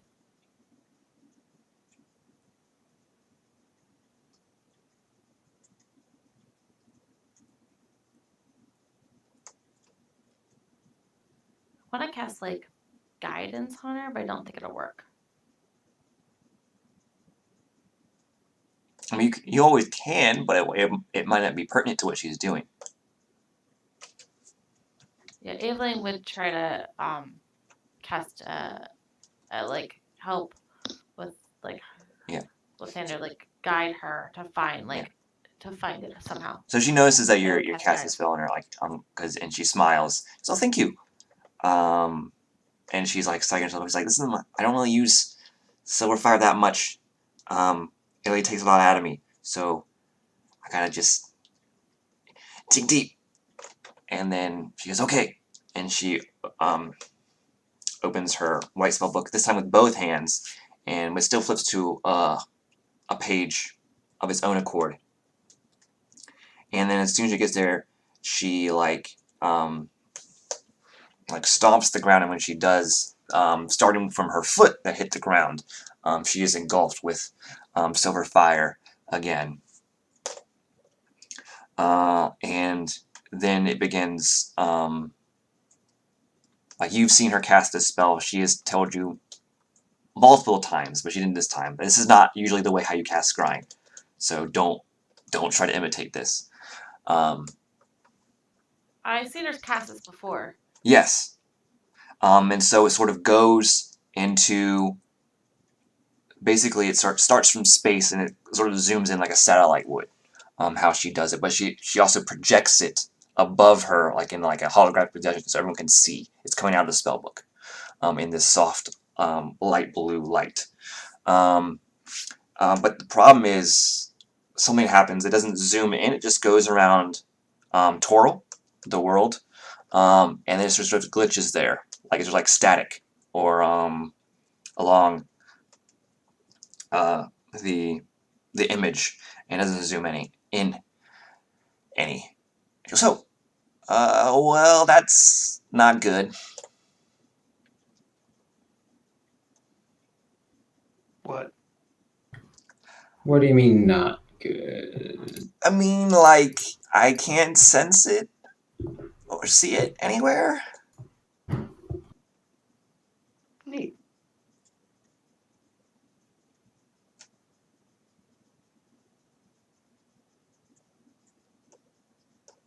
And you see like the image, like Toril, like spinning around, like rotating, like she's looking for it, but it's like it just whenever she gets to a spot, it stops. She just does that like little flicker, staticky effect, and then she's like, and she's like rotating it. She's like, well, that last time it was still on. She's like murmuring to herself. She's like, last time it was still. She's like speaking, like thinking of options, but sort of out loud. She's like, okay, so there's 3 possibilities. Why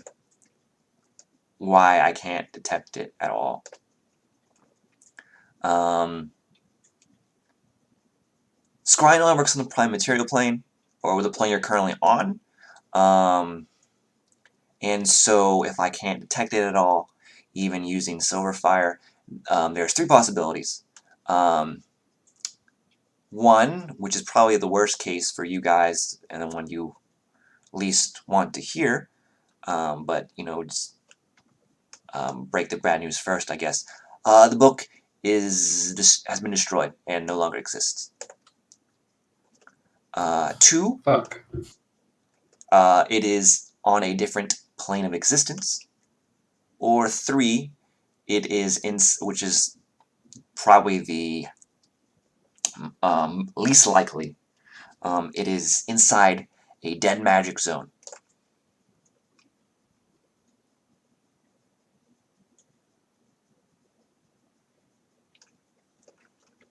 There might be other possibilities, but these are the 3 that I think are most likely for why I can't detect it. 2 is other plane. Oh, yeah, sorry. I will. You cut out on 3.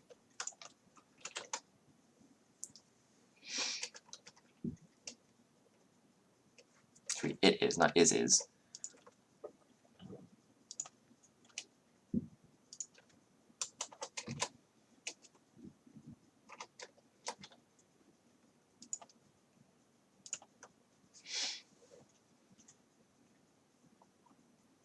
Okay.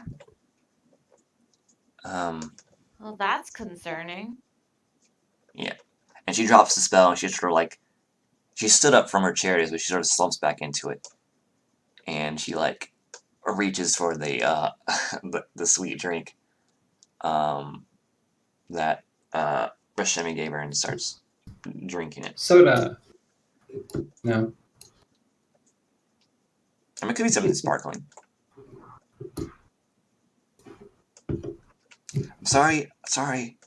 Is carbonation impressive in D&D? I don't know. It's like, I'm sorry. That's more help than anybody has gotten yet. Thank you.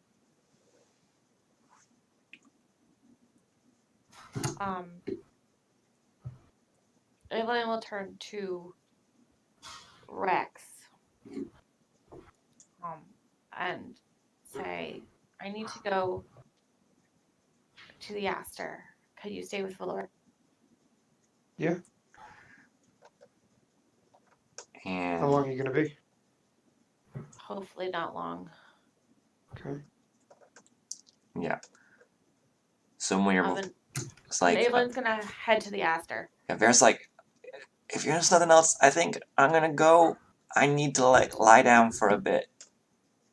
Yeah. Does Vera need healing? No, she's very tired.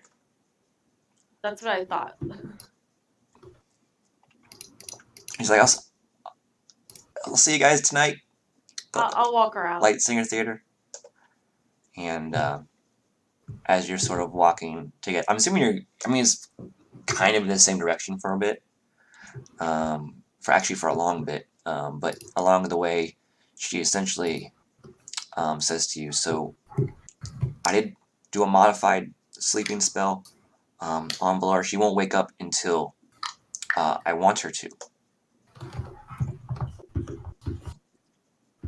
So, I mean, is there a time you want her to wake up?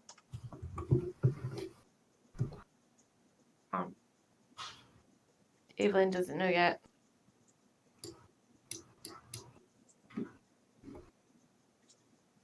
Evelyn just kind of racking her brain about the book and like her sister and like what she's telling the order. Do you want me to like go in with you? I mean, I don't know how credible I'll be because I wasn't actually there for anything. Just like moral support. If you wouldn't mind, they can be a little stuffy. Okay. They don't do hugs. Oh. Yeah, she's like, yeah, I mean, I didn't know you were belonging to Astra. I didn't want to say anything. They're kind of like rigid, like uptight. That's a word.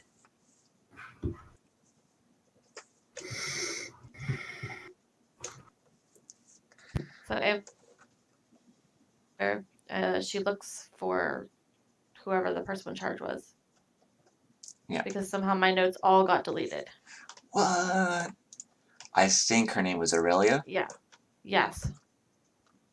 That was your halfling immediate superior. But you go down to like the basement of the Spires of the Morning, which are where the Aster is located, and you talk to the sort of receptionist is a good term. Like they have like a place where the public can interact with them and request like their aid or something like that. And so that's where you go up to, and you ask to see Aurelia Undertree. I think her name is. Let me find. Yeah.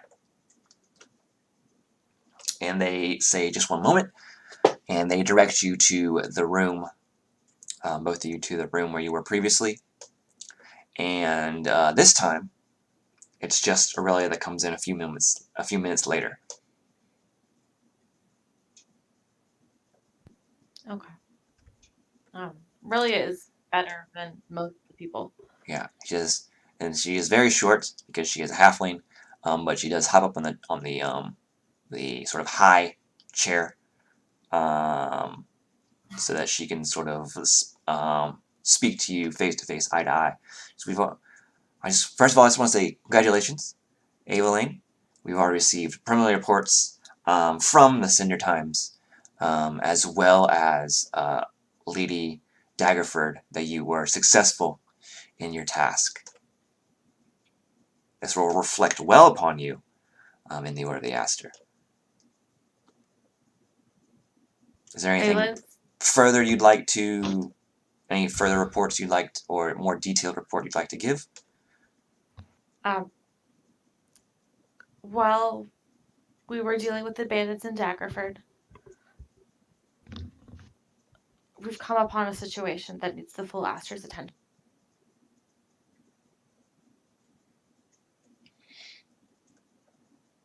And she has pulled out her notepad and is looking at you intently. The holy text vault was somehow broken into, stolen, and is no longer, from what Vera can tell, on the prime material plane.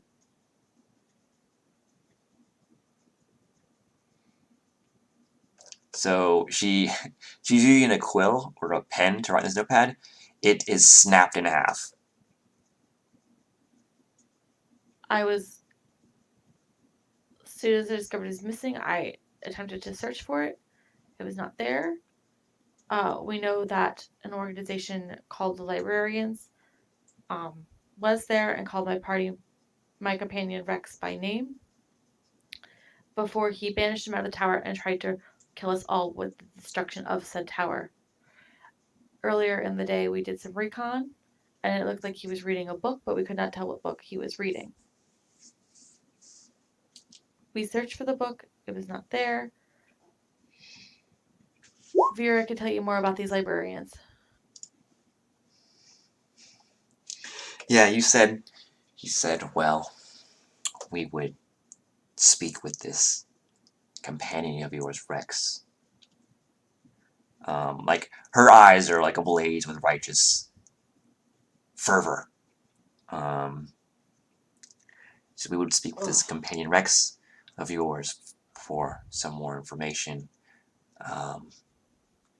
But this other companion of yours, I'm not familiar with, Vera. And then she says, oh yes, that's me. She says, what do you know of these heathens?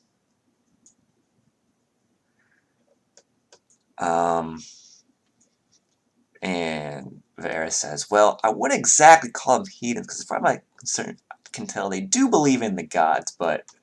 And then just like a low growl from Aurelia is like, oh, right, not the point. Okay, well,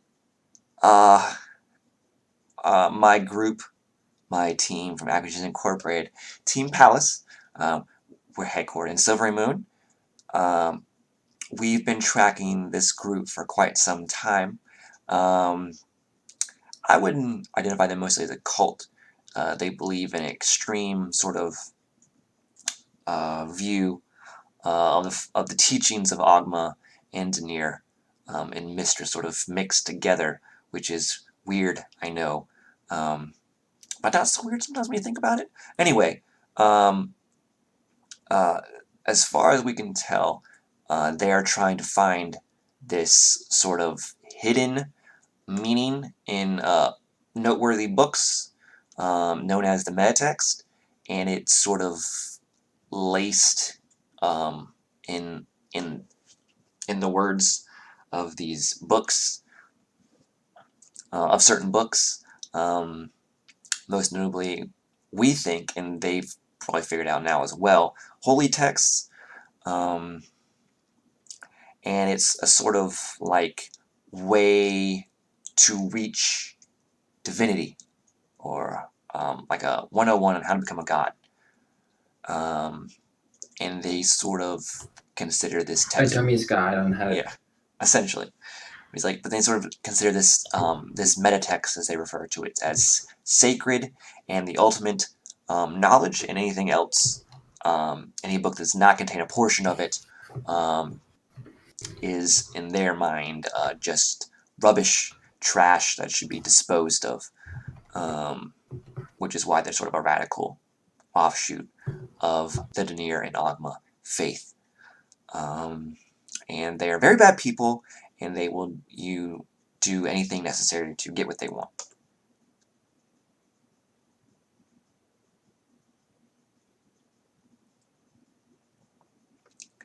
And then Aurelia, just this dump of knowledge, Aurelia pulls out another quill and is writing with this one. But she's like fiercely scribbling to keep with everything Vera's, this knowledge dump that Vera's putting upon her. Wait, so she's. Am I. So. Did she snap her quill, or is she writing with Yeah. both hands? She snapped it and she pulled out a new one. Okay, that makes much more sense. And so she's fiercely like writing everything down. And she says, the Order of the Aster will investigate this matter. You should know that the security procedures were followed at the temple by the Cinder Times. I suggest that maybe all other holy texts of Lathander security be improved. And then she says, noted. And then Vera say, oh yes, they are very, very magically inclined or adept, so they, like I said before, they are very motivated in their radicalism, and will use magic and anything available to them to get what they want.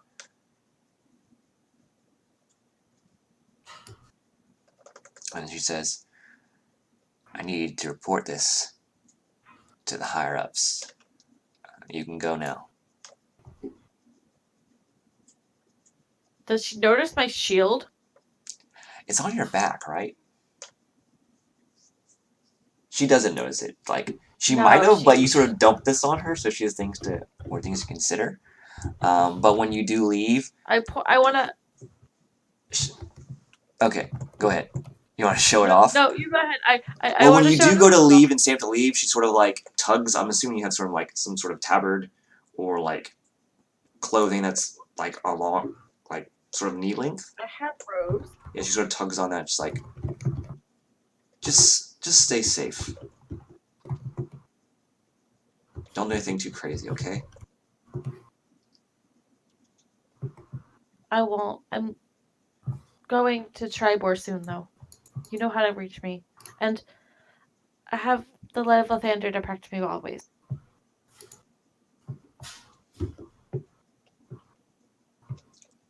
And she nods and she leaves the room. I turn to Vera and say thank you. That's incredibly helpful. I'm and I hope you have that written down somewhere. Oh, I'm sorry. What did you say? And that I hope she has it written down. Oh, that's from my librarians. No, it's all up here. Apparently, I have a belt sash.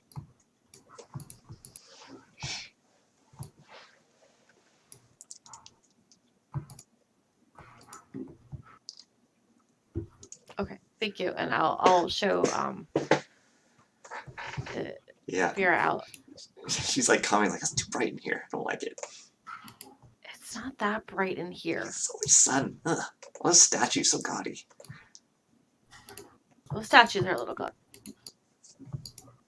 The other day we had a celebrity in town. It was weird. And she says, "Well, see you guys." She's like, "It was my pleasure to help you guys all out. I just need to just take a nap for like a couple hours, and I'll see you guys tonight." We'll see you tonight. And I go back to the yawning portal and let Rex know he'll have to go report to the app.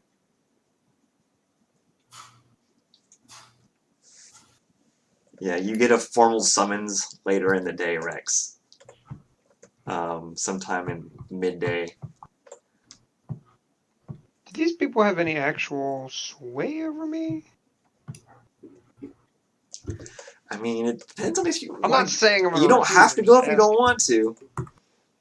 Like legally. Is it recommended to show up? You do have to order the Aster. They always keep a sort of they sort of keep a fort here to protect Waterdeep from unholy threats. The Order of the Aster is kind of like a Faerun military organization. Yeah. I get it, but I mean, all right. You don't have to go if you don't want to. This is D&D. They're not. No, I know. That was more of an in character question than it was an out of character question.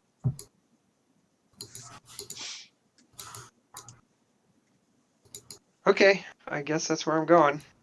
I assume Aveline's come back. Yeah, and she would have filled you in. So do you want to go with me for this? I don't know these people.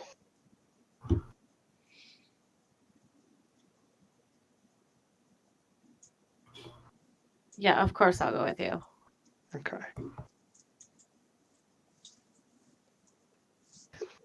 I just think it might be better to have somebody who's a member there who kind of doesn't have a problem with me, which sounds like they might.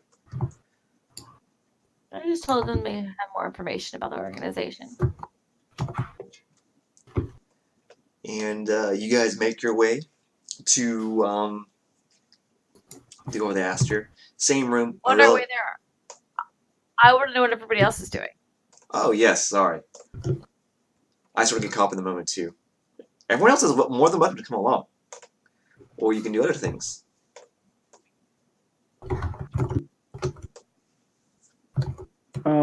I think Rashemi probably wanted to comfort Caxier if they saw them looking bad, but it would probably be pretty bad. He would probably do a bad job. Just be like telling them that it was okay. You know, like everyone works things through on their own pace, and maybe magically having your mind broken to reveal past traumas isn't a good way to deal with trauma. And I'll try to offer them alcohol. I don't actually know if they drink.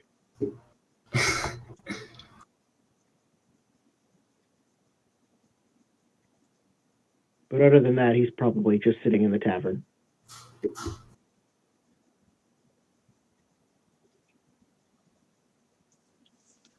Was 9 More Lives taking a cat nap? And she's in the tavern too, drinking catnip wine. I mean, yeah, there will be a fire going, but it's summer, so, I mean, it would be super hot, so they don't have one going. But you can find a warm spot. What's Indy up to?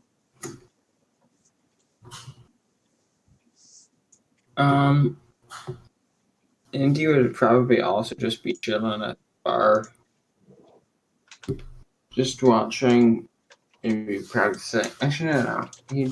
He's still trying to make a bit of extra money on, so he'd probably be playing his lute.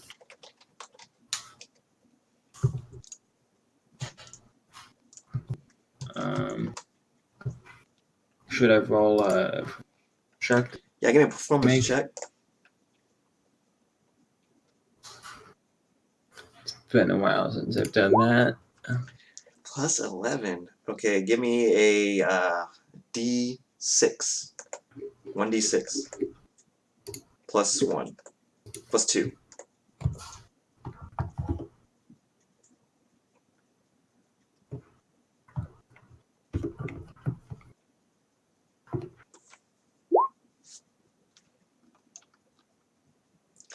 Alright, so you make 3 gold.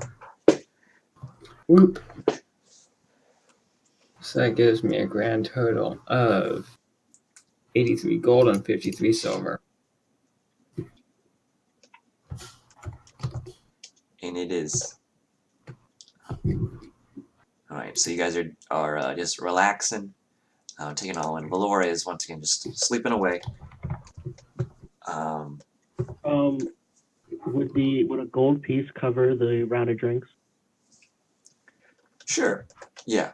I mean, I usually don't get into like minutia like that. But if you want to use a gold to buy all this drink, that's fine. You guys are like swimming in it, so it's not that big of a deal. Okay. And so Rex, you and Evelyn go to the Sparrows of the Morning. You're in that same sort of room. This time it's Aurelia, but she is flanked by like lower level, like members of the Order of the Aster, and they are like occupying the corners of the room.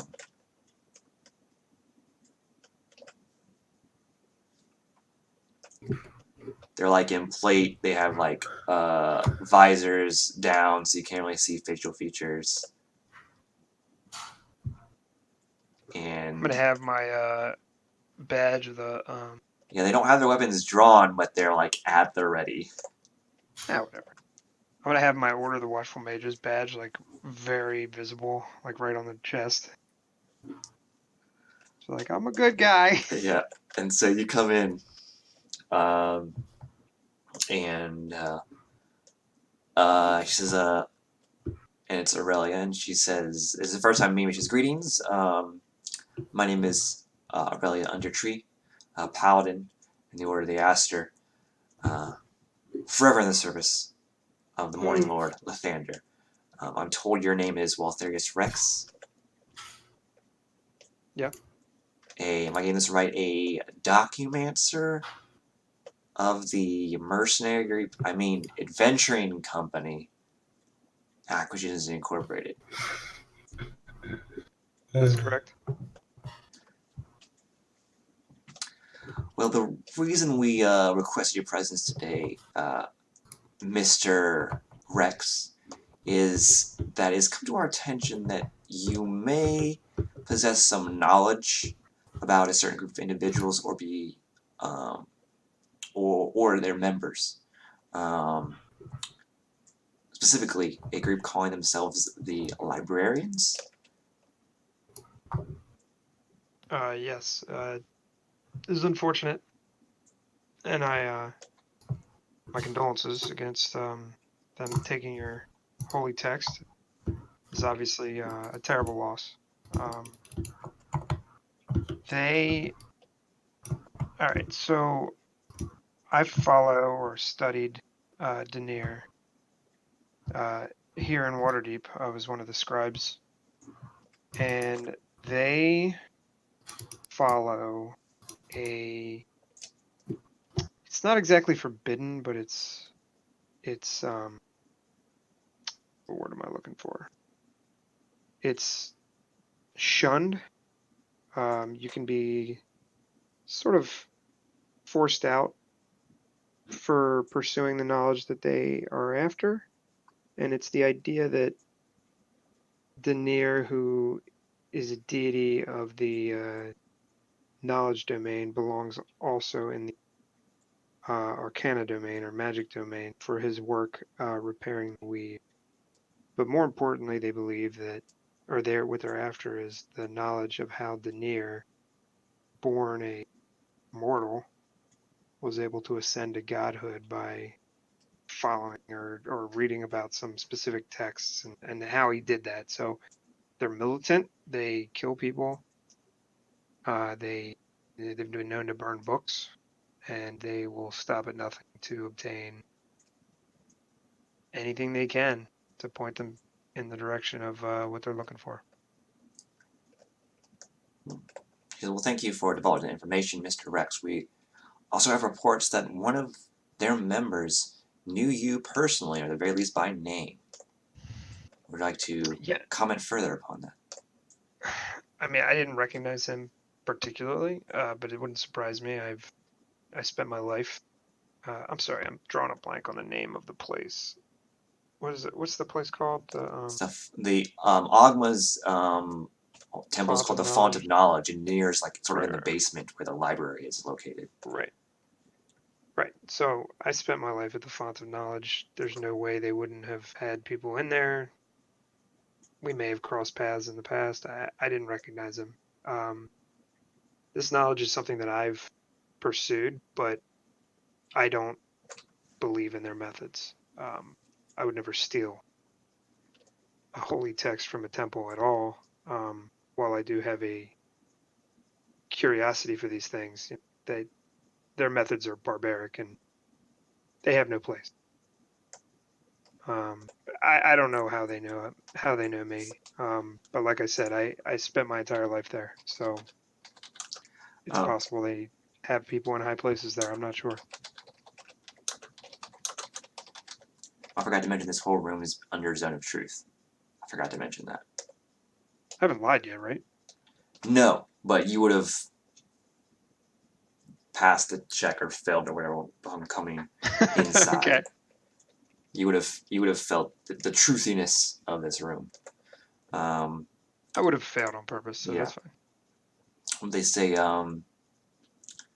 has any member of this group, the librarians, contacted you prior to this occasion? Have they? I don't think so. This is DM speaking. I don't think so. No, I know. That was Yeah. the player asking because Yeah, they. I don't think they remember. have. But Doesn't they mean are it hasn't curious as to how they knew your name.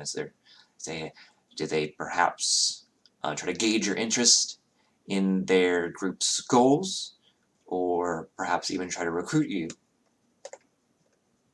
Not that I could tell. Again, we run in the same circles, but either I didn't show enough promise for them, I didn't. They knew me well enough to know that I wouldn't follow their methods. I couldn't tell you, but no, I've never been actively recruited by them. We've crossed their paths a handful of times. The most recent in Daggerford. The first, I believe, is was where was it? We saw some of their remains in a cave, which is how I believe you spoke to Vera about this. They were pursuing them, and that's how we all kind of got involved with the topic. But no, I've never been actively recruited. She says, "I see." She's making like notes in her notebook. She says, "Well, that is all the questions we have now. We may contact you again if we have any further inquiries. For now, you are free to go, Mr. Rex." Okay.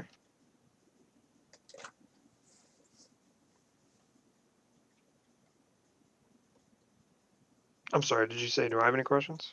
No, they just said you're free to go. Oh, okay. I thought I heard you right, but then you hesitated. I guess we will leave. I'll kind of look to you, Evelyn. We good? We can go. I don't know if they would have let me in the room. I would say you'd be like right outside. Yeah. You guys head back to the yawning portal. At this point, it's like mid afternoon, so like 3 to 4 p.m. You do know the show starts at 8, so you still have some time to kill, or we can just montage it straight to the show.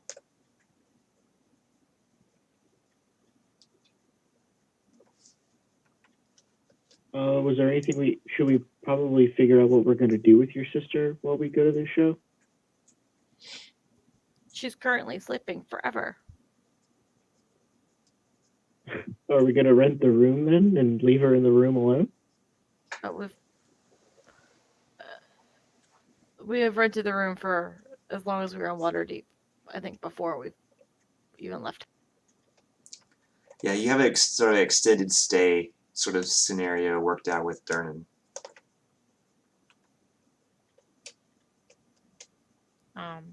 But Ilya would probably ask Rex to secure the room somehow. Sure. Like cast alarm. Yeah, exactly, like cast alarm. I got it. I was just I don't seeing if got I had it. it prepared, and I don't, but I can cast it. I What is it, mean- level 1? You Yeah. can cast it as a ritual, right? It is a ritual spell. I don't think I can cast a spell I don't know as a ritual, but I can cast a spell I don't know. Oh, as do you just like straight up spell not know it? Ah, gotcha. Yeah, but he's got this magical device. You literally can't fail this check. I can. Oh, no, even if you roll a 1, it's still an 11. The check it's a first level spell. I thought you said it was What? 2 times the spell level. Let me see. I forgot what I wrote. I mean, we can make it what you just said.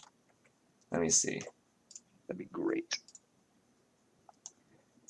I have so many tabs, you guys. Okay, here we go. Yeah, okay, you're good. So yeah, it'll be DC 12. Yeah. I can fail, but I have to critically fail. Not that that's not. All right, so And you to be fair, Watch if you you're critically fail. It's gonna be hilarious. it will happen. Like I said, it will happen in the worst moment, like during the boss yeah. fight against the big bad, and it'll be like, I really need this spell, and just blow up in his face and kill him. It's gonna be great. But yeah, so you managed to cast Alarm. I'm assuming you're designating like putting her on the window and the door and whatnot. Yeah. What else can I cast?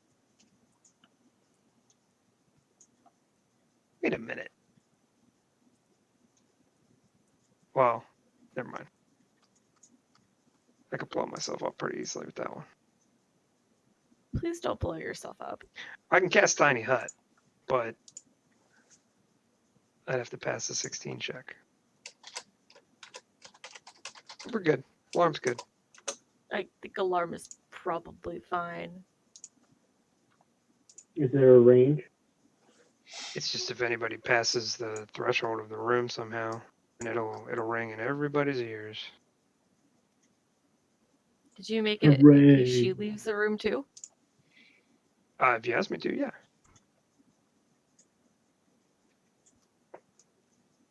What was Rashimi doing? Probably having some lunch. What does Rashimi eat for lunch?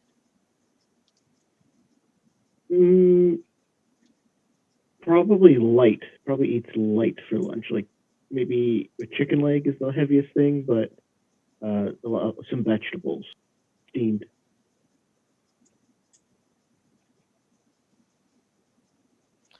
Yeah, you see Evelyn walk back in. She's got the look on her face, and she's been dealing with people she didn't feel like dealing with. And she goes up to the Rashemi bar. gestures. She'll go over. Gestures to his food spread and says, "Why not dine with me?" She will happily eat something with you. Sure. She will flag down Durnan and get like a cocktail. Ooh, he sees your face. He goes, rough day, huh? paladins. Oh, that was a lot. Well, here's an extra strong on the house. Thanks, Darnan.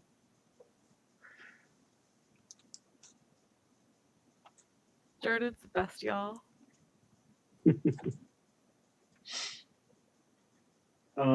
So when you sit down, Roshemi says, so you spent some time in Waterdeep before now, correct? Yeah.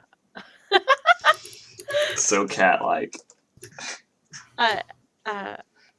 After Valor was kidnapped, Mom and Dad sent me to the Order of the Aster for my safety.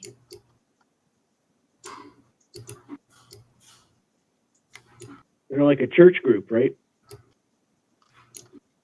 Yeah, like a para-church military group.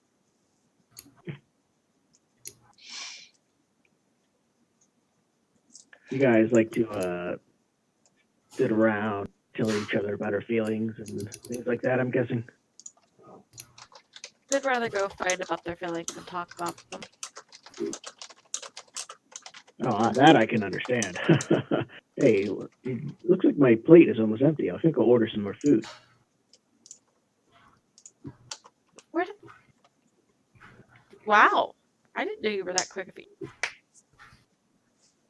Yeah, I thought I had more, but guess maybe my stomach was bigger than my eyes, maybe. It's quite possible.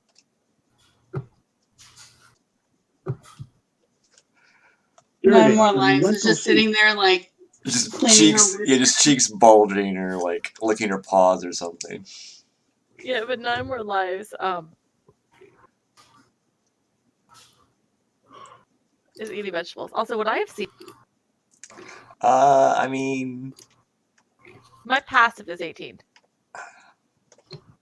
I think if you were engaged in conversation with Rashimi and it was like a actively I'm okay if I engaged with haven't it. seen it. I'm just Yeah. laughing. If you were doing nothing else and just sitting around like sipping a drink, you would have seen it. But if you were actively engaged in conversation with Rashimi and your focus was on him, then it would have been an active check. We're in a conversation. I just laughing. I like the idea that you're talking to me, and as soon as I walk away, it's like extremely obvious, she's got food on her face and stuff. But I just In her didn't look whiskers, that way. yeah. Yeah, so a waitress brings you by some more of the food once you place your order. I order Rashimi the best dessert. And they have something called, it's very, very difficult to come by. It requires a wizard to make it, but it's shaved ice. You just say shaved ice? My eyes got big. Shaved ice. Ooh, shaved ice. Keep in mind, this is medieval times, and it is summer. Does it have marshmallow in it? And it is shaved ice. I don't think they have marshmallow making technology yet. But it's flavored like shaved ice. Is it egg custard? I don't know. Maybe like some fruit flavor or something. Only Rex and Rashimi get those references, but I don't. I'm not a Marylander. I mean, it'd be grape, cherry, strawberry, whatever you want. Whatever you want. But you ordered it. I'm just making Maryland references. I mean, it's quite novel to have ice. I mean, you've probably seen ice before in your mercenary days, like working up north more. But it's quite rare / something you didn't expect to see. Certainly not in Waterdeep in the middle of summer. Oh yeah, is it? So it's like a rare treat.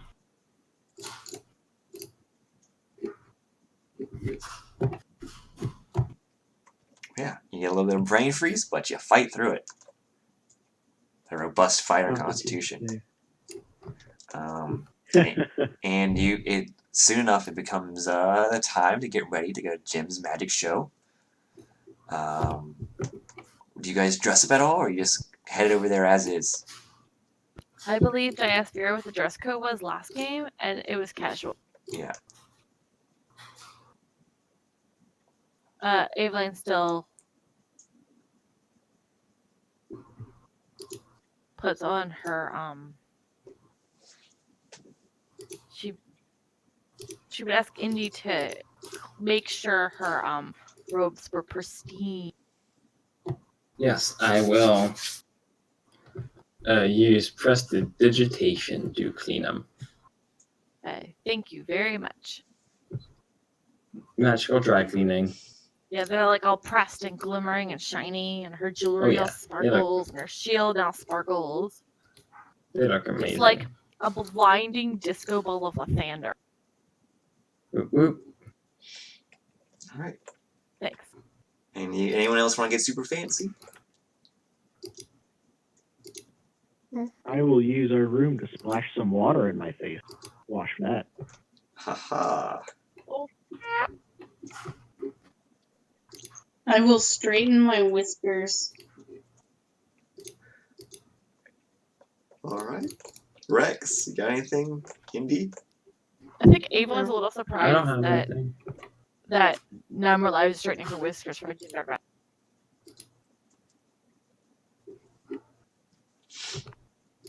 Then, as an afterthought, at the very end, I will curl them upward. Fancy. Do you put a bow tie on it or something? Like a little handlebar mustache. A really nice like collar with like a bow or something. What's the D&D equivalent of rhinestones? I mean, just rhinestones, I would imagine. Like a diamond collar.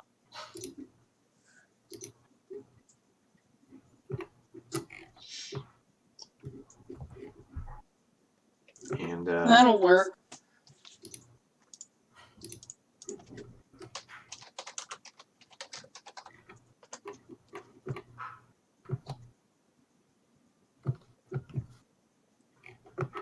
So we got everything we need. We're gonna go. Sure seems that way. you guys head towards the Light Singer Theater, which is just under the Great Drunkard statue of Waterdeep. There you espy Vera trying to harangue all of her students. She's looking quite different than she normally does, even though she did say it's casual. She's wearing like these pristine white robes with like silver and light blue trim and accents. She has silver jewelry with the centerpieces of those being sapphires, and her spell book is sort of arranged how you would like a small like tote handbag or something.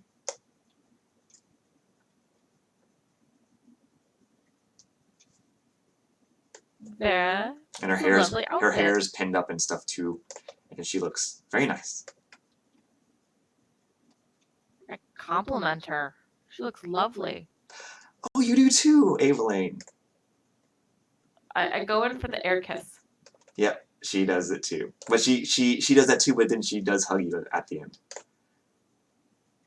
Okay. I didn't want to mess up her outfit. Oh no, it's fine. And she like waves her hand over and she clean. If there was any dirt, it's gone. I was thinking like wrinkles. Yeah, like that's what Presto is for. And I'm glad you guys could make it. Did everything go good with order business and your sister? Rex is alive. Oh, that's great. I mean, that's preferable. But Laura's still sleeping in bed. She's protected. Oh, that's good.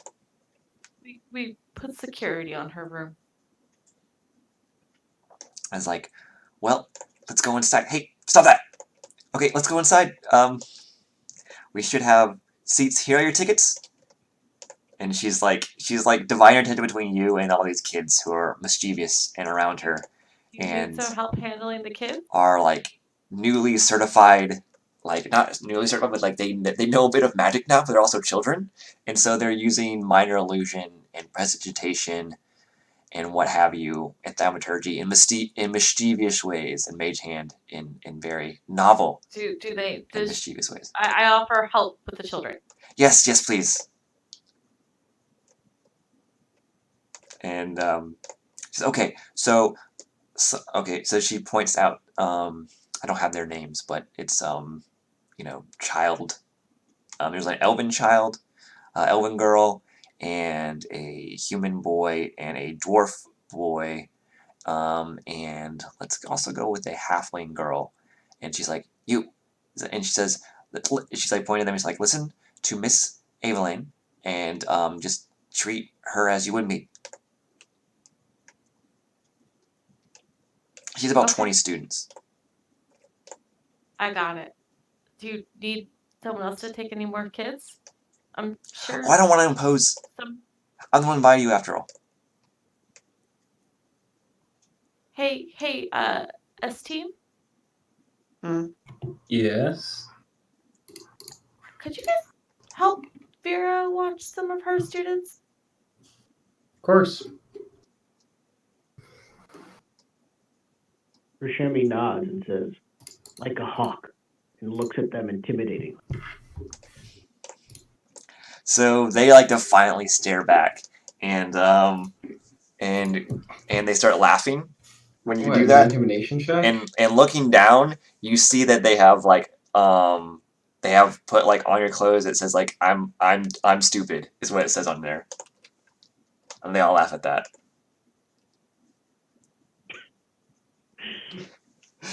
And she says, and Vera's like, I'm so sorry, children. Rashemi says, your teacher is a very important person and you should pay her more respect.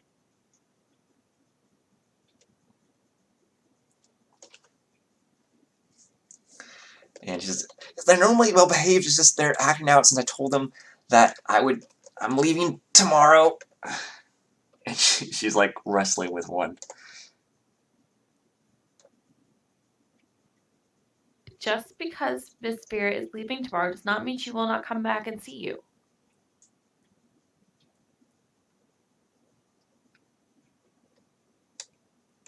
I know she expects you to be all on your best behavior tonight.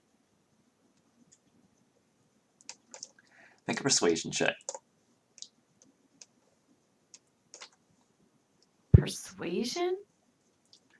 I mean, yeah, you're trying to appeal to these children's better nature, such as it is. All right, and that appears to calm down most of them.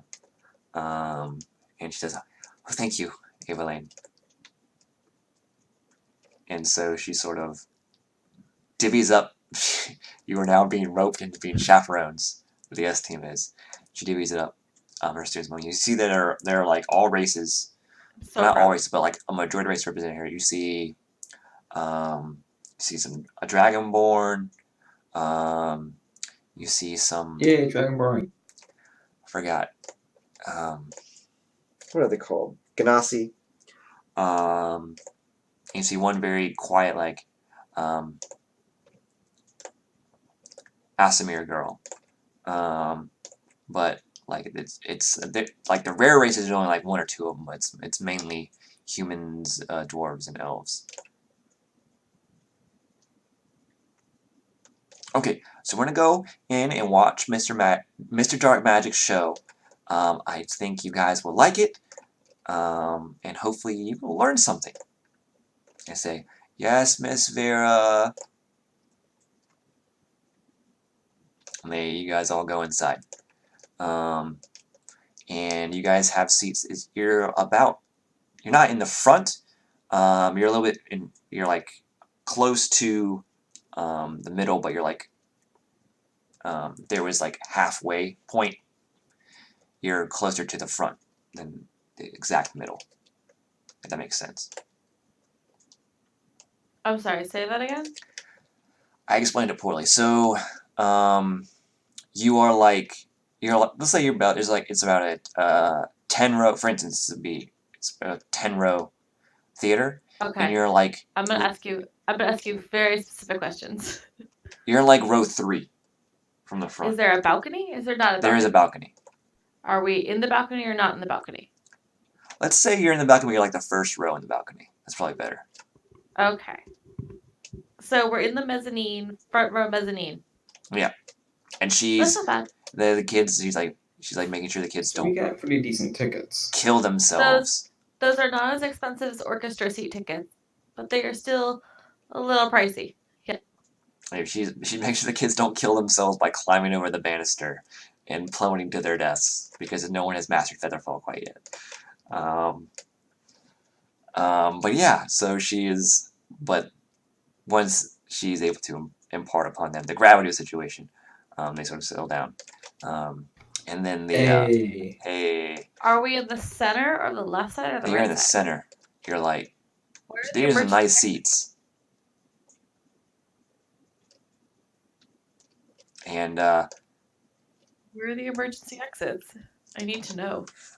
I mean, is there a fire code safety sort of thing in medieval Waterdeep? Who's to say? I mean, there is one for a theater. Who's to say? If there are fire exits there in the you standard are quite places. literally. You are the best person to say. I mean, where you guys can't came give in me from a the back. theater and not expect me to ask questions. Okay, I'm sorry. Okay, let me draw you a word picture. Oh, an actual picture. Here we go. Guys, I have accomplished it. I made Nate draw. Okay, this is the Yay. stage where Jim is gonna be. Look, you're like I didn't ask you. Stage right or left? Okay, and there's like a curtain back here. So there's a back there. Then there's like rows around the stage like this, and then there's a balcony where you guys are at up here. This is also not indicative of the number of rows or whatnot. This is not the scale as well. There are you guys. So on the bottom floor there are 2 entrances, and you see there are sort of exits back here as well in case of fire. Is there a front stage curtain, like an act curtain? I'm not a theater person, so if it's appropriate, yes. Like, if you look at the stage, is there a red curtain at the front of it, and it has to open for you to see the whole stage, or it's just a blank bare? No, it's a bare With like stage. with like a drop in the back that you can put lights and colors on. Yeah, and it's the second one. There's a curtain for backstage, but it's that squiggly line. It's called a psych, for the record. Sure? Psych. There's the large curtain, also known as a psych. Say psych right now. A psych that delineates the stage from the backstage. And this would be stage left, of course. That would be stage right. What? That doesn't make any Kidding. sense. You're right. It's stage left. This would be stage right. I'm Huzzah. proud that you knew that, though. Huzzah. I'm assuming it just would be different from normal left and right because that's why they call it stage left. Okay. So that's my great drawing. Describe what I'm you guys are proud. making. You guys are all right here in the center. I have one more question. How far does the balcony go over top the roof? So there are 10 rows in total, and the balcony goes over the back 4. Okay. Sorry to derail this with theater talk. I just needed Okay. to see it. No worries. I enjoyed learning more Are we about the other receiving- stuff. I'm going to be doing that more. Yes, someone else had something. Rashemi will lean close to Rex and whisper, "So, who is this guy? Who is Jim Darkmagic?" He is essentially one of our bosses, but he doesn't exactly give out our orders, per se. Huh. And he does magic shows? Yeah. If that's He's a confusing. wizard like you? Yes. but he studies less, I bet. Does anyone have a top Them's hat? fighting words. Does anyone have a top hat and/or monocle? Is that what you asked? A top hat I can borrow. Oh. Oh no. This is not really that crowd, but I mean, if someone has one in possession, then anyone allows to be able to borrow it. I don't own a top hat. I have traveler's clothes, though, whatever that means. It's like robust, not but like well put together, durable clothing for traveling. So like boots, some thick trousers, shirts, maybe cloak. It actually says a set of clothes would consists of boots, a wool skirt or breeches, a sturdy belt, a shirt, perhaps the vest or jacket, and an ample cloak with a hood. Yeah. So this is stuff a normal person would wear while walking. Anyway, so the lights begin to dim. There's no orchestra to begin playing to let you know the show is starting, but the lights have been dimmed. And now it is sort of almost pitch black except for the lights around the stage, which are not candles, they're like light globes. And all of a sudden, there is an explosion of light on the stage, and a sort of purple, like fog, mist begins rolling. And in the center, you see this purple-garbed, dark-haired wizard with both his hands up. And his voice is somehow amplified to echo throughout all the theater. He says, "Waterdeep! Are you ready for some magic?" And the crowd loves the presentation. And they're going crazy. They're like going, "Yeah, yeah!"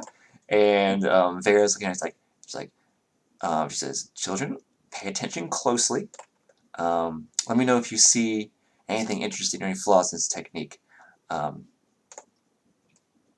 She's like, I will be evaluating his magical prowess as well. And then Jim's going through like his like warm-up spiel. He says, "Well, first of all, any great before we can do magic, before I can perform a variety of magic for you, I need an assistant. And what better assistant than one legally and magically obligated and bound to obey my every command." And then he sort of claps, does a double clap. And there's a poof of purple smoke, and you still able to see. It's a very confused, because the lights have sort of gone up after Jim appeared. A very confused Lydia Haventree just comes falling out of this, not out of the sky, but like off about 3 feet from the floor. And she's just like, "What?" And then she just hits the ground.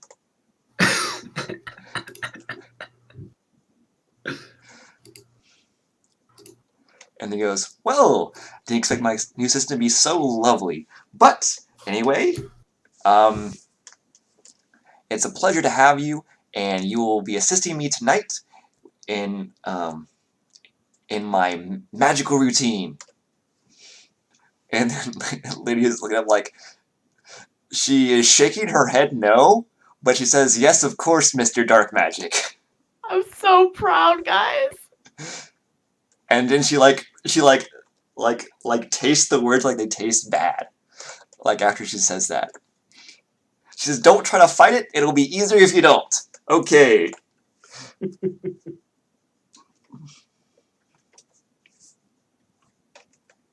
And then he begins to go into his magic routine. He uses Lydia for a lot of his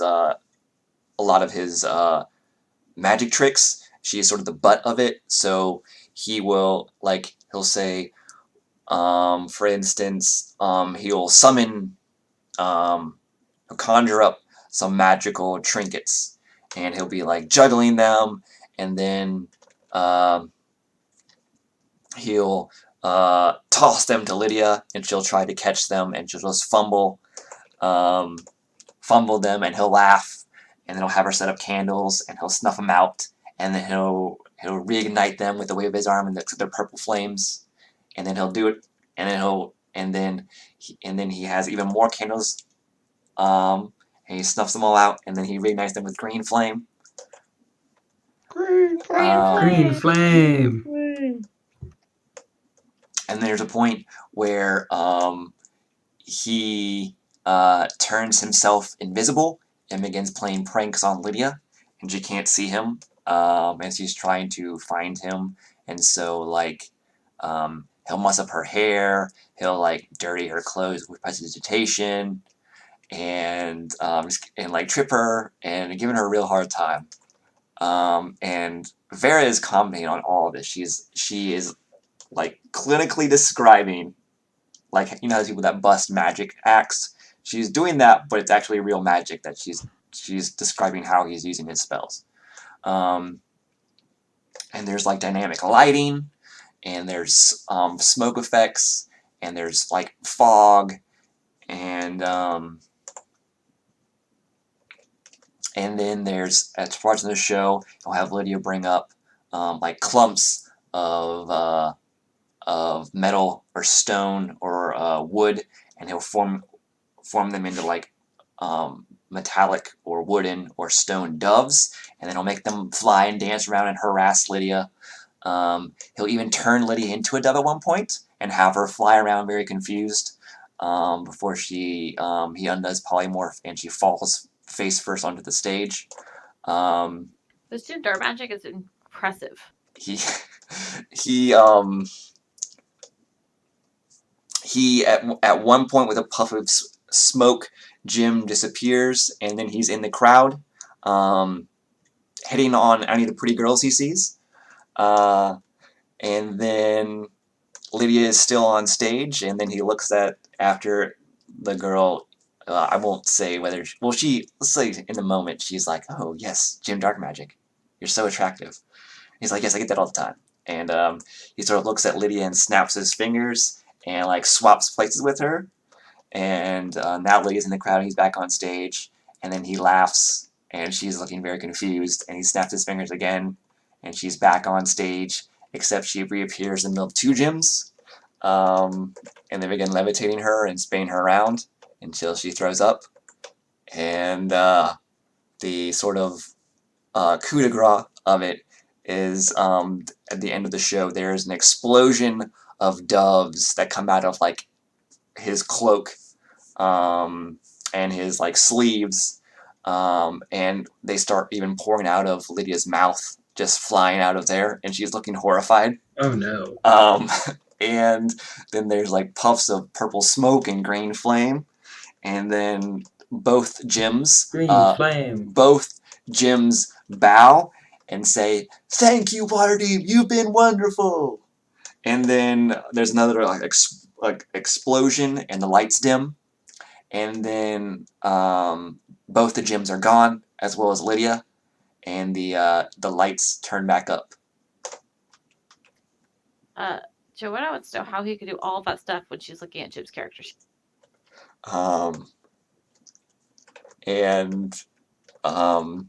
So Vera begins. If you're looking confused, Vera will break it down further for you. And some of her students are, like, saying, like, oh, I saw when he did prestidigitation here, or minor illusion here, or invisibility. But I believe all the spells I had him use are a lot of the ones he knows. I'm just laughing. It's okay. But yeah, they were like, Vera's like, well, he used novel combinations of minor illusion, prestidigitation, unseen servant, invisibility, major image, polymorph, fabricate, animate objects, mislead, benign transposition, minor conjuration, and I guess he summoned a bunch of doves at the end, which isn't exactly, I don't think, is a magic spell.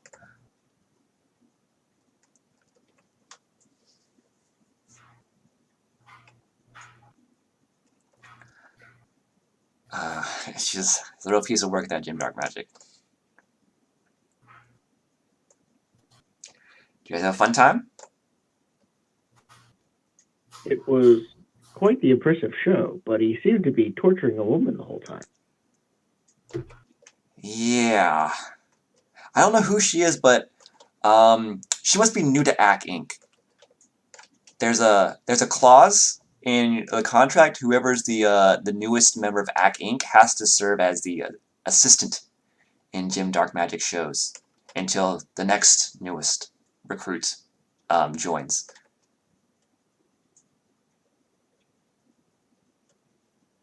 Well, I don't envy her. Oh no, yeah, hopefully someone else joins soon.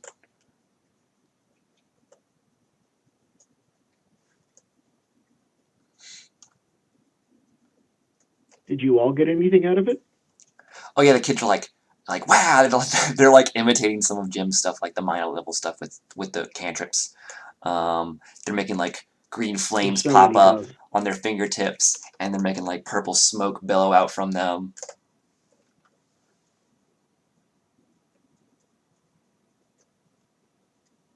Well, I suppose that's what's important.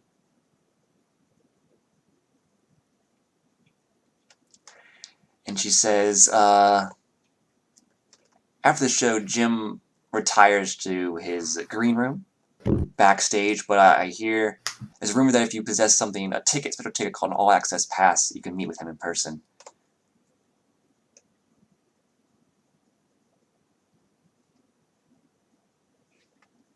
Eh? Eh? Oh, do we have that? Is that Jim's clone?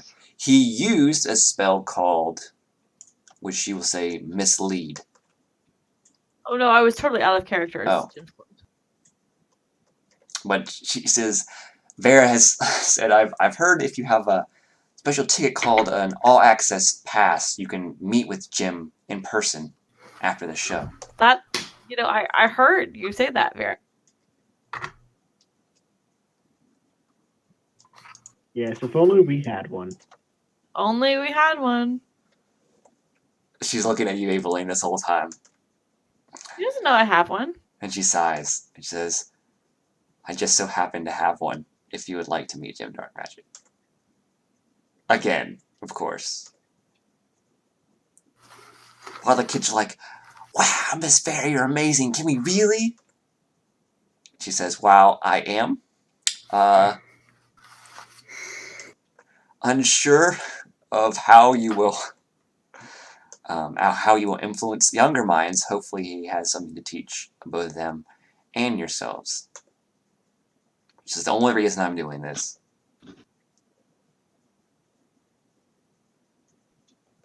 Would any of you be interested in meeting Jim backstage? I will help you escort the children, of course. He shouldn't try to hit on you if I'm there, so you don't have to worry about that.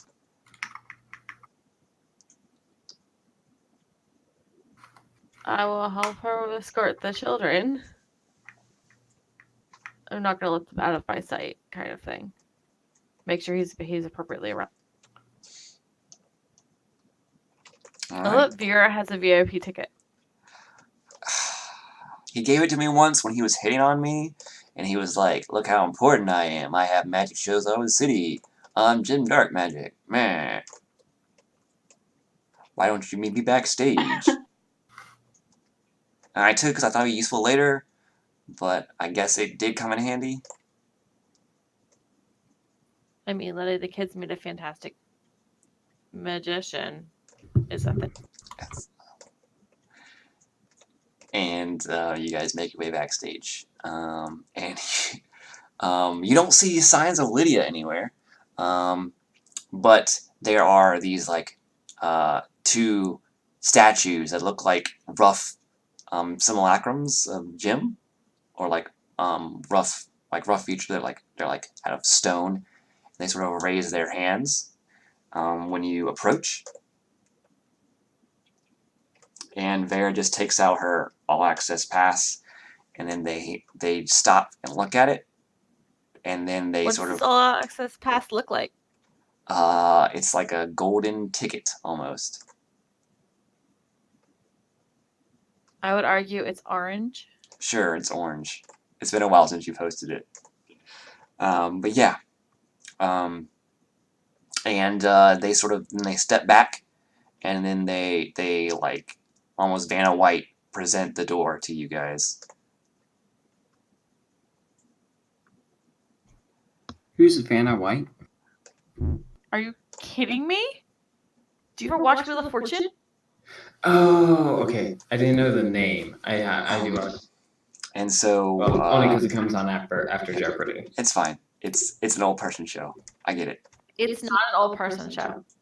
It's not something a generation. What It are they is. on now? Z would watch though. Anyway, To be fair, I actually own a Jim All Access Pass, the Jim Darkmagic show. yes, that's why Vera was looking at you. But Vera doesn't know that. Does she? Are you saving it for something? She is saving it for It seems something. like the time. But yeah. to So use the pass. she presents it like it's like there's like a next to the door there's like a place where you can insert a ticket, and she drops it in,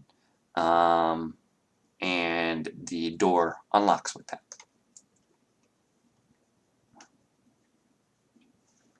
And she opens it up. It's a very plush, very well appointed room. It's like purple carpet, leather couches. You see like a place for makeup and stuff like that. You see some like a table and couches. On the table there's like, excuse me, I had a burp there. Fruits and other and fancy alcoholic beverages and whatnot. And he says, and do you see Jim Darkmagic sort of come in from the side room? He says, "Well, isn't more of the adoring public trying to get another taste of old Jim Darkmagic? What can I do for? Oh, hello, Vera." And she says, "Hello, Jim." And he says, "Well, might I ask why you have decided to visit me tonight?" And she says, "It's not." She says, "It's as much as it pains me to say, I thought that the kids could learn something, anything from you." And with that, he claps his hand. He goes, "Oh, of course, yes, of course it would be that. Yes, I'm always willing to guide, to teach impressionable young minds. Gather round, children. Are you ready to see some magic?" And they're all suitably surprised and delighted. Yes, you can insight check. Okay. What you gather is no.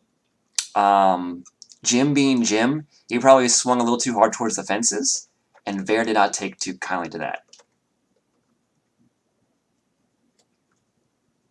Bringing a bunch of kids to the backstage when he invited her backstage is really hilarious, actually. Yeah, it is. Yeah, like he pursued her a little too hard, and she was like, "Nah, I don't like it." I could just. It just said that something was there. Yeah, there's sexual tension there, but it's history. because she doesn't like him. Well, But just as a person, she finds him detestable. But yeah. And he says, "Oh, will your friends be joining us too, Vera? Wait, some of you seem familiar. We met before? Attended one of my shows, perhaps?"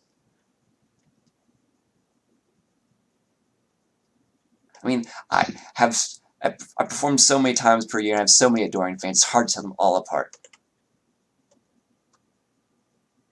No, we are the ones that retrieved the M phone from the sewer for you. Oh, that old thing. Yes.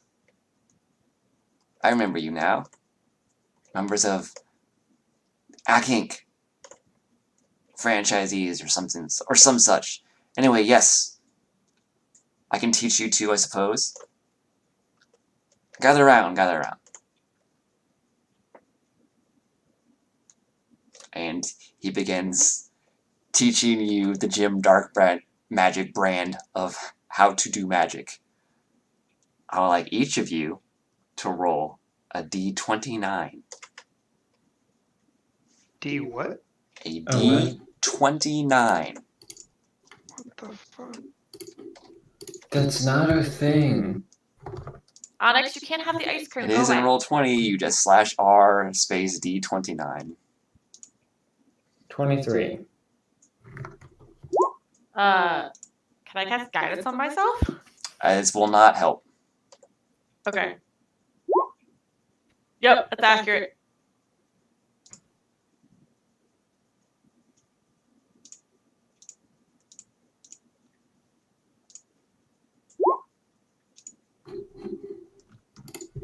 All right. Let's see what everyone got here. All right, to 23.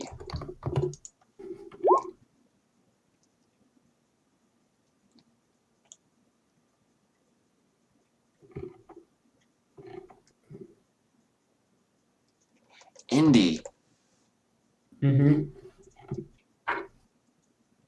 Yes. Jim's explain his magic to you. And it's very simple stuff, but you feel inspired magically, and you feel like you get the barest inklings of how to expand your magical knowledge, and you now feel like you know the cantrip Ray of Frost.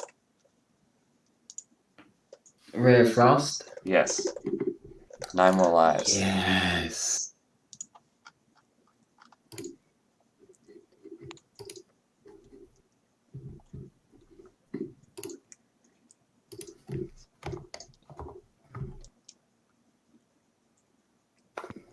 $15 for 9 more lives.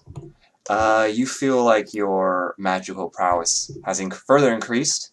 You feel like you, for some reason, now know the cantrip Lightning Lure.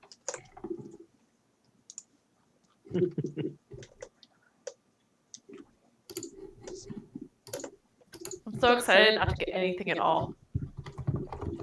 Yeah, me too. You little faith. Rex got Oh, we 25. broke cats. You think, for some reason, there's a bolt of inspiration? Somehow, from Jim's crazy explanations, which is not how you do magic at all, you think you have learned the cantrip Shocking Grasp. Oh, jeez. That's 1d8 cold damage. That is dope. Someone has to roll for cax, guys. I will do it. I will do it. I've had Joanna. good luck. Sorry, here's Joanna. Evelyn. You learn the spell Create Bonfire. Nice. I did roll well. Uh, That's for Caxier. yeah. Ron, you got a 4. You learn Chill Touch, Ron. Sorry, Rashimi. Oh, yikes. And That's good if because you're a melee fighter. Cax learns 29, 28, 26. You got 27 for Cax? She learns Thunderclap. Thunder. Thunderclap. That's good for cax. If I may have counted wrong, but essentially it is what you have learned from Jim teaching you magic is from the wizard spell list, all the cantrips alphabetically listed, excluding encode thoughts. Should be 29 cantrips, and what you rolled is the one you learned alphabetically. So you can check to make sure I counted right, but hopefully I did. So D&D Beyond won't let me add. I used. Oh, it won't. I mean, I used. Nope. That's unfortunate. You might need to make a magic Yeah. item or something to do it. That grants you the use of the spell. It's a like. Yeah. Was, Looking for something on the list below. Look this for is all official 2d8 options. damage. It's very. That's a cantrip. Mm-hmm. All right, and this Jim's absurd, make no explanations that make no sense. Whereas Vera's were structured, logical, made a lot of sense. It felt something was lacking. The human element. If you didn't possess that type of magic, it wouldn't make sense to you. Like on a logical level, you can understand it. On a magical level, you couldn't produce results. Jim's method of teaching is the opposite. Logically, it shouldn't work. It doesn't make any sense. But somehow, magically, if he teaches you, you learn something from it. Why is he a wizard? Anyone Drives me can. insane. Anyone can. It's weird. He should be a sorcerer. That's it. Okay. He really I'm should. starting to get hunger cramps, so I'm gonna go get some. But yeah, session is almost over. But yes, that's Okay. almost. Okay, in that case, I'll wait. So you guys, after that, Jim teaches you guys some magic. You guys return to the Yawning Portal to rest. In the morning, Vera comes by. Unless you guys want anything to do in Waterdeep. She says, well, you guys, thank you for spending time with me and the kids last night. I hope you enjoyed the show. And it looks like you guys learned some magic, as much as it pains me to admit. He does have an unorthodox way of doing things, but it is effective. Anyway, are you guys ready to go back to Triwar? I say so. Yeah. Alright. Yeah. I'm preparing calm emotions for. And I'm assuming some of you help carry Valora, but you make your way back to Acting Yeah. HQ into that room, the teleportation circle room. And she activates the circle, and when you guys are all in it, there's a flash of light, and when you open your eyes, for some of you, you are in the familiar marketplace of What do you mean for some of you? Tribor. Some of you, it's a new. Oh, okay. Okay. I thought. But you are, I When believe. Okay. You are right. I'll shut up. Thalia established it, which is a different member of the Team Palace. She established it right here. Vera's casting differently, whereas Thalia spoke into the ground and it's happened. Vera used it more traditionally. I have a question. Yes. Is learning the cantrip function like a cantrip, or is it function like a once a use per day or something? No, it's just cantrip you know now. Okay. You can cast it at will. I feel like Create We Bonfires can only is cast on. it and people named Will. Create Bonfires on par for some that worships Lathander. Yeah, but it also does damage. Yeah, the Create Bonfire is really good. But yeah, you can like block off pathways and stuff like that too. But yeah, we will end session there. You hear rumors around town before you end session. I'll leave you with this. You hear rumors around town that the festival is rapidly approaching. It's like within the week. And you hear rumors around, or you hear talk around town that the proprietress of the Six Windows rooming house, an old lady named Tomera Histrin, has recently passed away due to old age, and Duratha Shinjo, Lord Protector of Tribor, is looking to sell that tavern inn, and that any interested parties should inquire at the tower. It's T1.